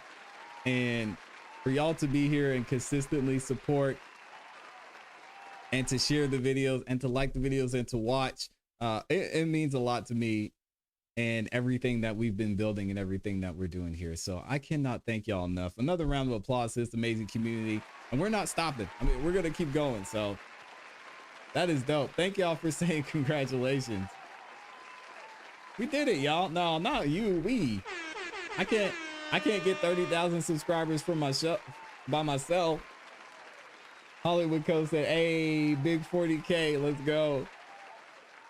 Amy in the building dropped the 2 bombs. She said, "Congratulations on 40K." Amy's been a big part of that as well. I appreciate you. LJ says, "I see 40K. Let's go."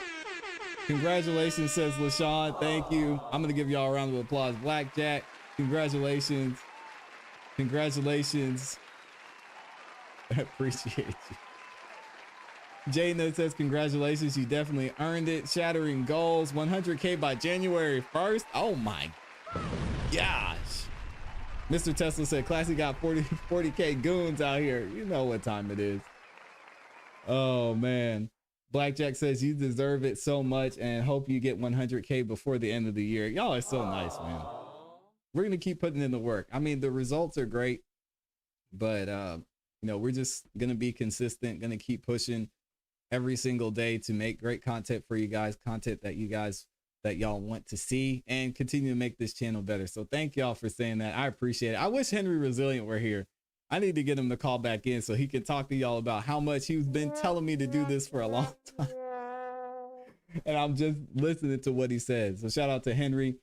Amy says, "Huge congratulations on hitting 40K subscribers. Your content has clearly resonated with so many people. and this milestone is a testament to your hard work and dedication. Thank you. Thank you.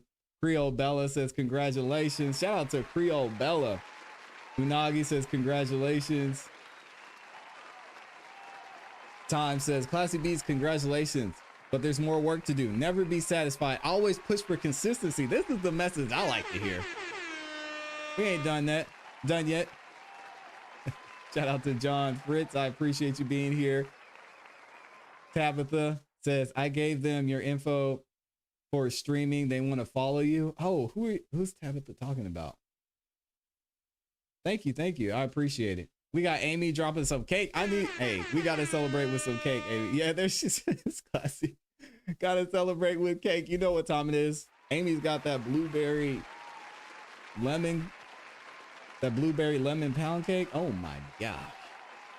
Chef Russ Carter, appreciate you. Congratulations on 40K, most definitely.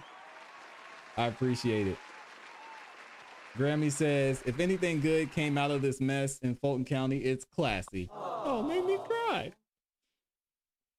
Oh man. Oh, okay. Tabitha says she shared it with all the doctors and nurses, and she also says stay hungry. Yeah, we're not taking the day off. This milestone is great. It's amazing, and I'm glad I got to share this moment with y'all.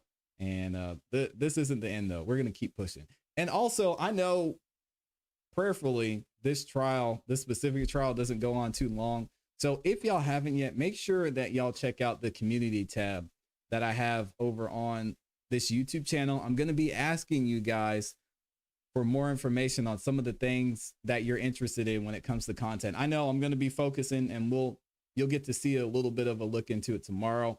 A lot of more on the music side. We'll be talking about some of the things that are going on with 50 Cent. We'll be talking about Drake with his new leaks that dropped. But I also want to find out from y'all some of the things that you're interested in when it comes to this type of content, because we did a lot going back to with the Drake and Kendrick beef, and that went really well. A lot of y'all found the channel that way, and now we're going into the YSL trial. So many of y'all have found it that way. So I'm going to be posting a poll I'm just going to be posing a question over on the community tab over on the ClassE Beats YouTube channel, and I want to ask y'all some of the other things that you're interested in or you want us to cover here on the channel. I'll make sure that we get y'all taken care of, because your insight's important. So we will definitely be doing that. So make sure y'all look out for a post from me probably here in the next 24 hours. Okay. Tabitha Terry says Folio. We're going to talk about Folio tomorrow. Yep. Mr. Tesla says ClassE only likes one type of cake. Hey,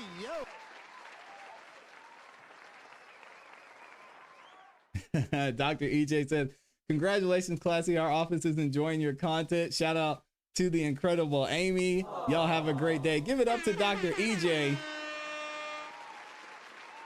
Out there doing some great work, man. Appreciate you. And I'm so glad you found the channel. Thank you to Amy for sharing the channel with you as well. I'll give it up to Dr. EJ doing some great work here in Georgia. We appreciate you. Ulsterman says, your demeanor and decency is crossing oceans. North Ireland congratulates you. All right, that's enough, man. I can't take all these compliments. Let me see if we're back. I can't do this. Y'all are being too nice. Wow. 40K. That's crazy. Crazy. Man. All the time, Tabitha Terry, and all the time, God is good. That's for sure. Yeah. Oh, man. Y'all are amazing. All right, let's get back into it. Let me see if we are back yet. It doesn't look like we're back yet. There's actually some updates on what's going on with the trial as well. It looks like we have a couple other things that were filed here.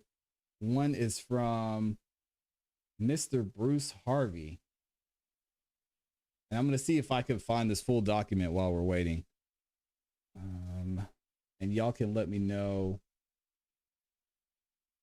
what's going on in the chat too. Mr. Tesla said he wants to do a meetup at 60K. Ooh. We definitely need to do a meetup. We should do like a members only meetup or something. Trinity Divine is in the building too. Says great rising. Appreciate you. Let me see if I can find this. Let me double check. Are we back yet? No. We're not back yet, so we're still good. So shout out to Joseph Papp over there. It looks like some other things are filed. Also, I wanted to talk about this from Thugger Daily. So y'all check this out. Thugger Daily posted this yesterday, I believe. And this is something that we saw in this clip. And I actually, let me play it. Let me see if I can find the clip over on my YouTube channel so I can show y'all exactly what we're talking about or what we heard. So yesterday, one of the attorneys that's working with Mr. Bruce Harvey, and I feel bad because I don't know her name for sure. I think it's Tiffany Moore, but I can't verify that. Anyway, she brought up to Judge Whitaker yesterday that there was a history of the prosecution showing that they weren't going to follow the court's rules, whether it be doing what they were supposed to do when it came to discovery, when it came to notifying the defense about ex parte meetings. And she mentioned, the attorney mentioned that this had happened before. Judge Glanville had told them, y'all need to tighten it up. You need to make sure that you're doing what you're supposed to do. And they still disregarded it over and over. So she was almost giving Judge Whitaker a warning saying, hey, Judge Whitaker, that's great that you're telling Miss Love that she needs to do what she's supposed to do. She needs to get this evidence in here, make sure she makes the defense aware of what's going on, but she still hasn't done it. And I promise you, warnings aren't good enough at this point. So let me play this little clip from the video I posted this morning, I think it was. Let me see. Because we were receiving. Now, I think this is, I'm pretty sure this is Tiffany Moore. I'm going to find out. Okay. And give Chief y'all. Judge Glanville at a certain point. And give y'all an exact answer on who this is. But let me change this so it's not blurry. All right, here we go. Okay. Chief Judge Glanville at a certain point, because we were receiving late discovery disclosures all the time. Okay. And at a certain point, he said he was fed up. He spoke to the state. He said he was drawing the line there. Okay. And that any late disclosures after that, and he did exactly what you Talk did to today. him. Maybe not in those exact words, but he said, is there anything else? Okay. So he gave the state this opportunity already, and he told Ms. Love specifically that if any other late disclosure of discovery came after that date, that it would be met with remedies and sanctions. Okay, so now we heard that. She also mentioned that there was a time before Judge Whitaker was presiding over this trial that they received something from the defense after pressuring them, after getting Judge Glanville involved. And the evidence that they received, there was a note, or it was in a folder that was titled "Do Not Serve Yet," which is crazy that they intentionally did this. Now, is it something they're going to be able to prove? I don't know. But this was something that was mentioned in a motion that was filed way back in September when Judge Glanville was still presiding. But y'all check this out. Shout out to Thugger Daily for this. It says, since this seems to be news for a lot of people, a little throwback to a Steele motion from September of 2023. And I wish I could find that motion so we could look at exactly what happened. But it says the state withheld discovery, and when they finally got it, it said, "Do not serve." Not bad faith, though. They know exactly what they're doing. Check this out. Why did the prosecutor refuse to serve all discovery in June 2022, along with the complete statutorily proper witness list as promised? Who made this decision?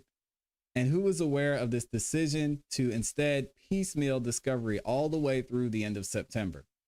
Who made the decision, and who was aware of the decision by the prosecution team to intentionally do not serve yet, so that the accused would be blind to this mandated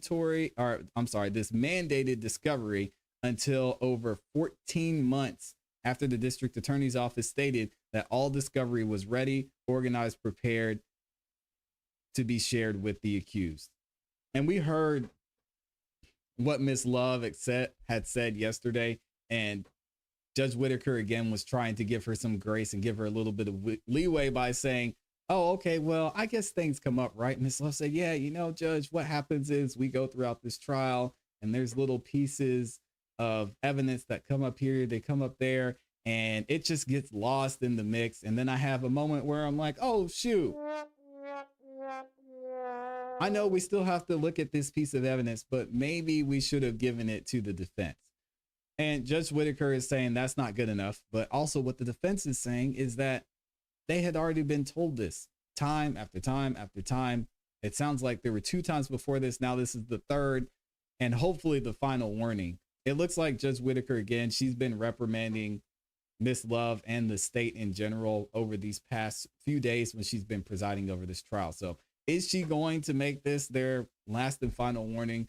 I don't know. We have yet to see this. I know we see once she starts tapping that pen, you can tell she's getting a little impatient. I foresee this happening, especially as we move into Monday when the jury is going to come back. But I want y'all to let me know what you think about that. We've got a couple other motions that were filed while we were in trial as well, and we'll get to those here in a second. I just want to give a big shout out to Thugger Daily, who's been doing an amazing job of covering this trial.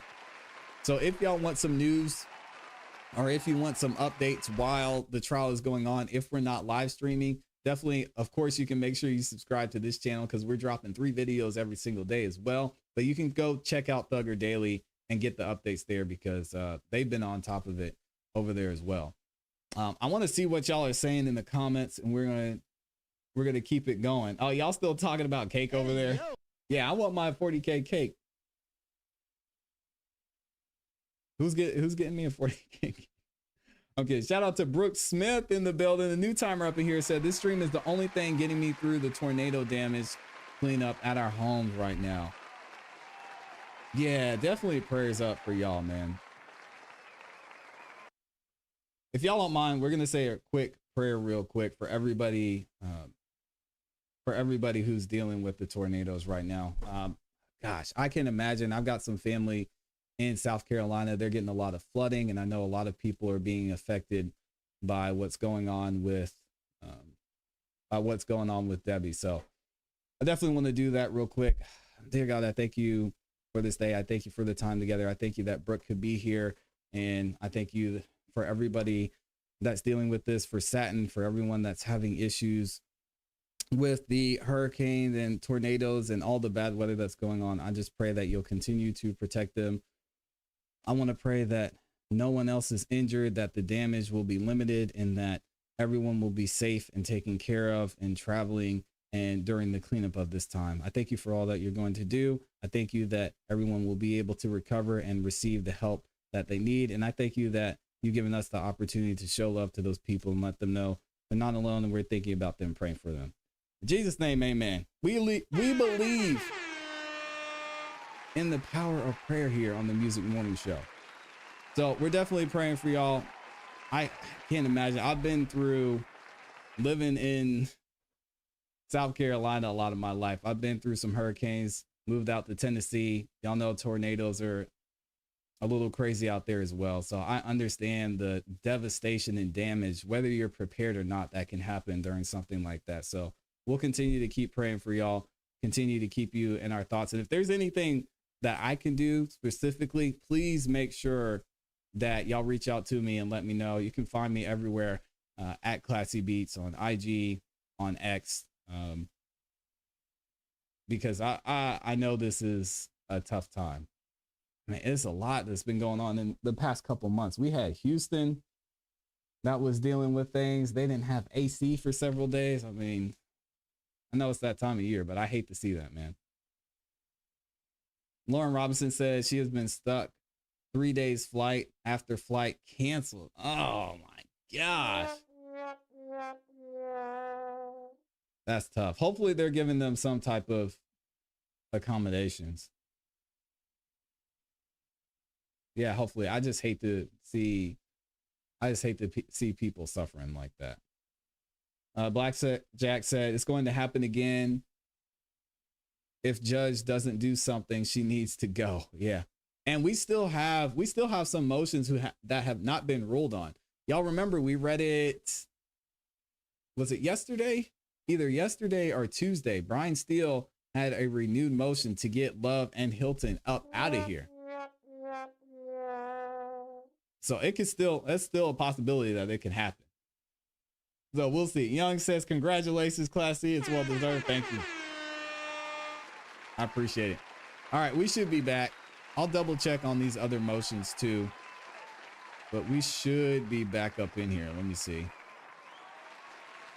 And I also need to check and see if anyone wanted to call in too. I always forget to remind y'all, if y'all want to call in and share your thoughts, the link to call in is in the description. You can call in at any time during the show. And usually when we have a break, I'll make sure I check the call lines and see if I can get any of y'all in here. What does Suzanne says? The judge is definitely siding with the state. We've got Casper Ghost is in the building. Good to see you. Brooke Smith says, amen. Thank you so much. That just brought tears in my eyes. We're semi-prepared for flooding, but not for tornado at 3 a.m. in the dark. Yeah, but this type of weather, there's really not much you can do. When you hear the sirens, you hear the warnings, you just got to get out of there. Wave Lori's in the building too. What's up, my guy? Good to see you. Appreciate you stopping by. Suzanne said, saying hello from the UK, watching from the other channel you mentioned and yours. What a joke this trial really is. That's an understatement. That is an understatement. So what I'm going to do, I think we'll actually take a quick break. Are they back yet? I don't think they're back, but I think I saw the camera move. So we might be back here in a second. So y'all give me a second. We're going to take a quick break and I will be right back. Y'all hang in there and we'll get the rest of this coverage for you. All right. Let me see if I can get some music at least for y'all.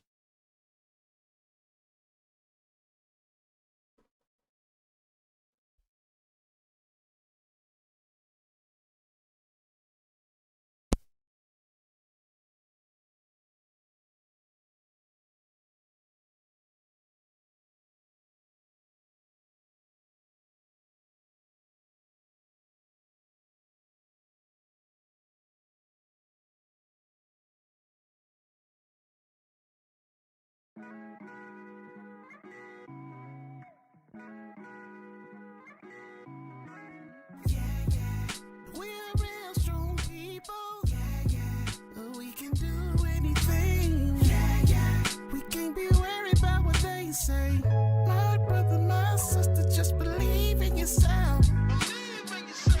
Believe in your skin, believe in your health, believe in yourself. Believe in your talk, believe in your walk, believe in yourself. Believe in your skin, believe in your health, believe in yourself. Believe in your talk, believe in your walk. Since everything starts with self, let me hold this mirror up and take a look at myself. Before I judge you, I gotta check myself. And I come to find out that that's good for my health, right? Change your mind and watch the whole body follow. So you won't hear me talking about I'm hitting you with hollows. I can't do it, got plans for tomorrow. And I ain't trying to bring my seeds no type of sorrow. Wait, cause fake rappers do fake-ish. I mean, most of basic get replaced quick. I'll never sacrifice my soul. Truth is, so I might never get 1 million records sold. But that's cool, cause I'm good with the creator. He nurtured my thoughts, so I present you with verbal flavor. You never listen to what no haters say. We pray for them, but we gon' move it this way. We moving forward, y'all. We can do anything. We can't be worried about what they say. My brother, my sister, just believe in yourself. Believe in your skin, believe in your health, believe in yourself. Believe in your talk, believe in your walk, believe in yourself. Believe in your skin, believe in your health, believe in yourself. Believe in your talk, believe in your walk, believe in yourself. I feel like George Floyd, yo, I can't breathe. It's hard to conceive on why they wanna kill we. I think they wanna break our spirit. The youth won't hear it. We die over loose. These cops scared to quit it. I send my love to Eric Gardner's family, cause them pigs went and took away somebody's daddy. Sandra Bland, Trayvon Martin, Ahmaud Arbery. The world sees what's happening. So in the midst of our heart, darkest days, you know, they be mad when we come together. So after the protest, stick together, take the pledge. I will fight but won't kill a brother, cause I can't take your life if you are my brother. So I'ma send you love, not one shell casing. Believe in yourself and change our situation. Yeah. Believe in your skin, believe in your hair, believe in yourself. Believe in your talk, believe in your walk, believe in yourself. Believe in your skin, believe in your hair, believe in yourself. Believe in your talk, believe in your walk, believe in yourself.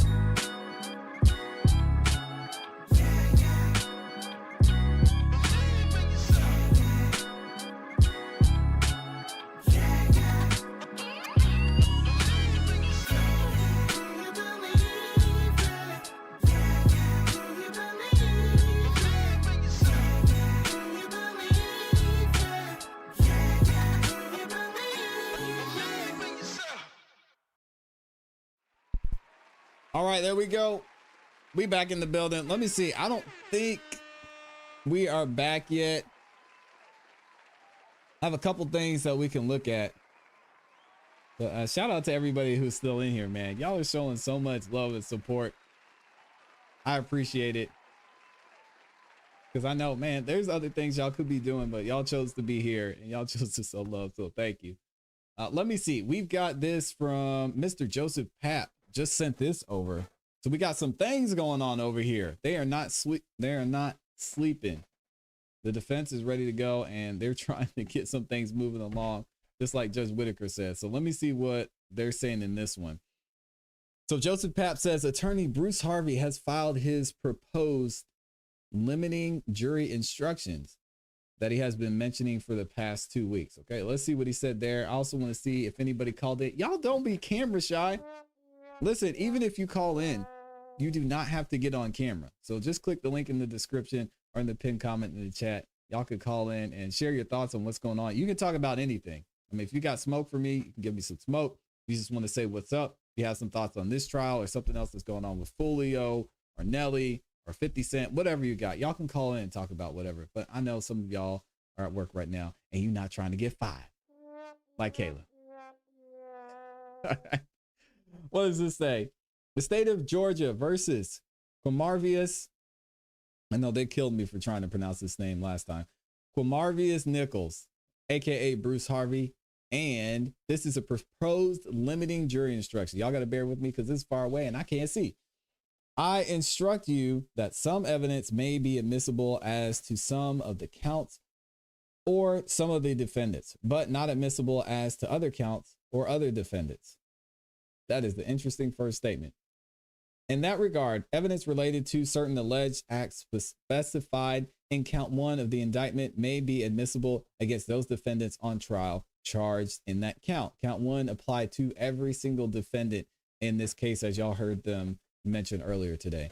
However, I remind you that in order for you to use such evidence against the defendants not alleged to be involved in the counts under your consideration, you must consider whether the alleged facts for which the evidence is being offered has been proven beyond a reasonable doubt to be a part of the overall scheme alleged in count 1. Likewise, evidence of a person's prior statements that may be different from these admitted here at trial may be used by you to elevate the credibility of the witness testifying, but not as proof of matters asserted or against others not alleged to have been involved in the events being testified about. That is, prior inconsistent statements are offered for the limited purpose of determining the credibility of testifying witnesses and not to prove the truth of the statements made on this day, the 8th, or on this, the 8th day of August, 2024.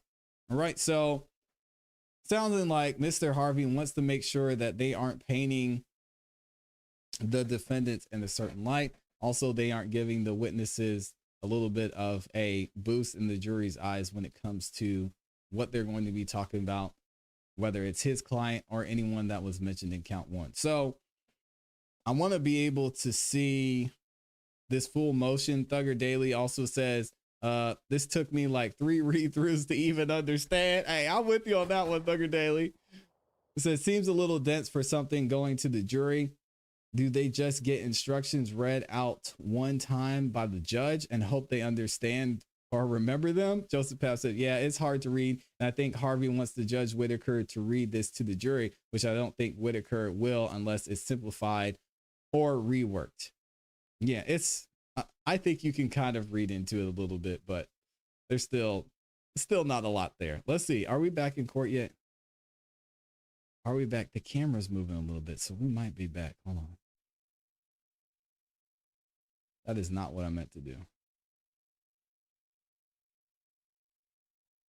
We are still hanging on. I wonder if we're going to be gone until lunchtime, because usually they start to take a lunch break soon. Let me see if Judge Whitaker said. After what we've discussed, you'd be good to go, and the defense likewise. Okay. I do. Let me see. I have shared with the defense just the case that is like the thank you, from Mr. Sledge's President Trump. federal case. I don't foresee, I'm not going to try and tender that as evidence. There may be a portion of it that I reference or need to reference, if depending on how he testifies. Love to take a cake break. Refresh his memory or something, but I'm not going to try and enter his federal case as evidence. Really? And I think that's it. Okay. Mr. Sledge. And his certified copies of the conviction, his proffer, his factual acknowledgement, the physical documents, those we have labeled as states 394. Okay. All right. I've gotten the proposed limiting instruction now. And Mr. Matthews, you are requested in my other courtroom for the trial calendar. You know what that issue is? So can you run up there to the judge handling that case real fast? We'll recess I'm probably just going to stay here, but we'll recess for 10 minutes. It shouldn't take longer than that. And I'll take a look at this proposed limiting instruction. All right. Okay. Well, then we'll come back. It's been a little bit longer than 10 minutes. Camera's still drifting over there. So I guess we just have to be patient here.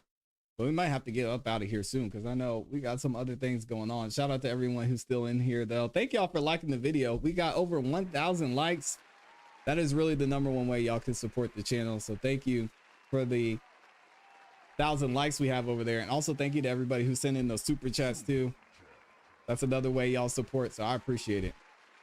Let me see. Let me check a couple other things. I wanted to go back to a point from yesterday where I believe it was Tiffany Moore. Gosh, if that's not Tiffany, I don't think that is Tiffany Moore. Because I know Bruce Harvey has a co-counsel that's Angela DeWilliams. And I think Tiffany Moore is his other attorney. I appreciate you, Mr. Tesla. Let me see here.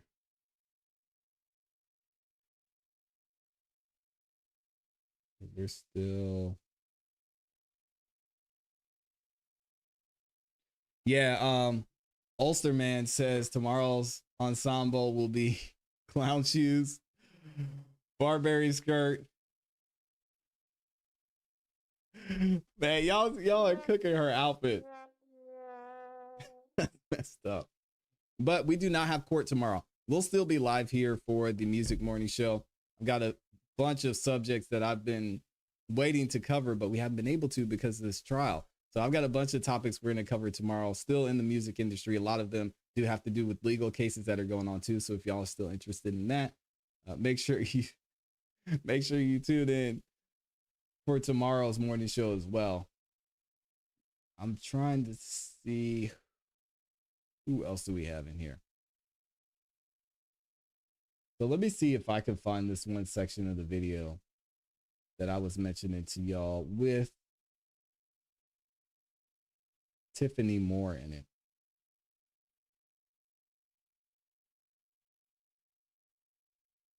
It's not this one. Let me see if I can find it. That the defense has had for a while. What's up, Lakita? And his phone number and the number of times he was communicating with Garlington is information that the defense has had for quite some time. Is that right? Yes. Okay. When did... They're really not handling... Because it was not mine. It was not I my want to find this realization. one quickly. Find out. What I'm saying is... It was Fanny. Who's in charge of the team? Good question. Oh, she said, good question. That was a rough... have shared that information with the defense? That was a rough day for Miss Love. I think that when we're talking about realization and oversight, that I'm going to find it for y'all. Point, if not sooner, at least at that point. That is Shout out to Alexis Lee. Says Take they're the on L, lunch love. until 1:15. I should have turned this over way earlier. At least. Did she come back and say that they're taking lunch? Let me see here. I knew it. I mentioned to y'all that might be the case, that they're going to take lunch. How are we supposed to know that? Shout out to Alexis, says they are on lunch until 1:15. Alexis, are you in the courtroom? If you can't say, that's fine. Alexis, just do me a favor. Drop a 1 in the chat if you are in, or drop a 1 in the chat if you can't say. And I'll leave it at that. I won't even put it up on the screen. Okay, she said, Kat said it. Shout out to Kat. Y'all go check out Kat Not Williams too. She is doing some great coverage of this. So it looks like we're on lunch until 1:15. I wonder if she said blink twice. I'm wondering, let me see. I want to double check that and make sure. I'm going to double check and make sure that they're going to lunch. Let me see. 15. Because I don't want to get y'all up out of here.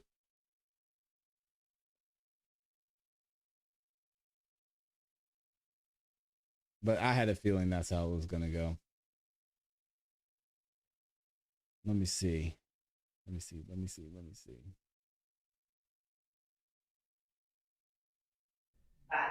So initially there was this belief and understanding that there was this investigation that would lead to an imminent lemon blueberry cake is amazing. additional person charged.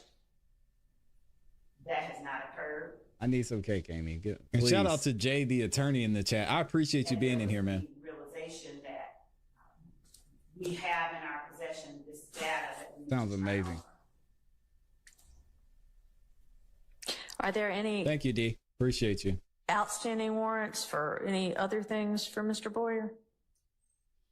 Yes, I believe he has, not here. I believe he has. Oh, TLA's been live today too? Shout out to the lead. I think he is in jail in another county, not here, but I think he's in jail. For like a pending murder? Seems like Not a everybody's still pending alive. murder. The murder Oh, thank has God. already happened. The murder that is he charged or is he just? Charged. I believe he's charged for a murder. Okay. Interesting. I'm going to see if I can find some more information on this. Murder and no details about. Oh, well, she Okay, didn't but have he is details. in custody somewhere in Georgia facing charges. Yes, the capital.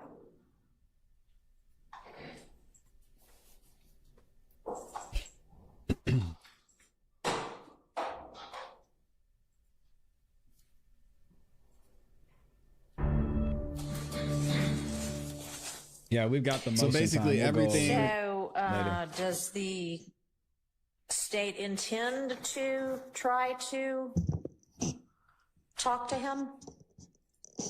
We were not going to talk to him. Okay. Does the state intend to use this plotted out? Here we go. This is the one I was looking for. A whole lot about that, but moving forward, that's what topic and that rule. I always pick the Anything perfect spot. from the defense on that topic and that rule. And I know it is not ideal, but Shout out to Room 9, Anton Daniels.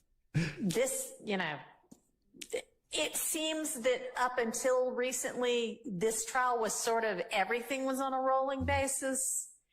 And I can't do a whole lot about that, but moving forward, that's what it's going to be. Yes, ma'am. So, Your Honor, that's everything was everything was not on a rolling basis. Well, and the rule that you just implemented was already the rule. Okay. Chief Judge Glanville, at a certain point, because we were receiving late discovery disclosures all the time.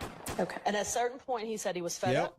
He spoke to the state. He said he was drawing the line there. Okay. And that any late disclosures after that, and he did exactly what you did to today. him. Maybe not in those exact words, but he said, is there anything else? Okay. So he gave the state this opportunity already, and he told Ms. Love specifically that if any other late disclosure of discovery came after that date, that it would be met with remedies and sanctions. She was So here cooking. again, and I'm just asking that before you exercise patience, don't exercise patience.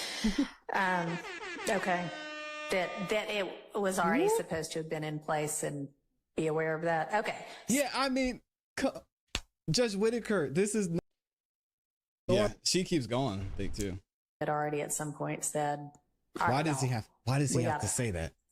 Judge Glanville, sort all this out. in fact, he has and did in fact say, hey, turn over everything you have. Right. And Stop I talking, only lady. say that as trial goes and as we see the direction that. Okay. I know, I manifests understand. itself. Yeah. I mean, trials are kind of living things. I get that. But if even if it took you 2 weeks to decide, so like by, Memorial Day weekend on May, whatever it was at the end of May, you were like, yeah, let's get this. It's now August. So you had all of June. Yeah, they fumbled. I'm trying to double check and make sure that we are not back. Let me see. His jail call, I've listened to it. It's essentially him. He had a preliminary, he was charged with the murder of Donovan Thomas by Detective Thorpe. So this is all. This is an old one. Yeah, it looks like we might be going to lunch, y'all. Might be going to lunch. Kyle says, there she go, adding them periods. Like she's speaking in Morse code. Oh, man. Thank you again to everybody who's watching and supporting. Thank y'all for 40K. I can't believe it. It's to be expected. We put in the work, but we're just getting started.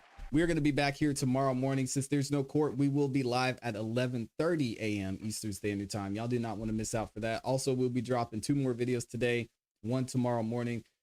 The 2 videos that we'll be dropping today will be at 1:30 and 6:30 later this afternoon. So y'all tap in with that. And then make sure you tune into the Music Morning Show tomorrow. All right. I appreciate y'all. I hope y'all have a great rest of your day.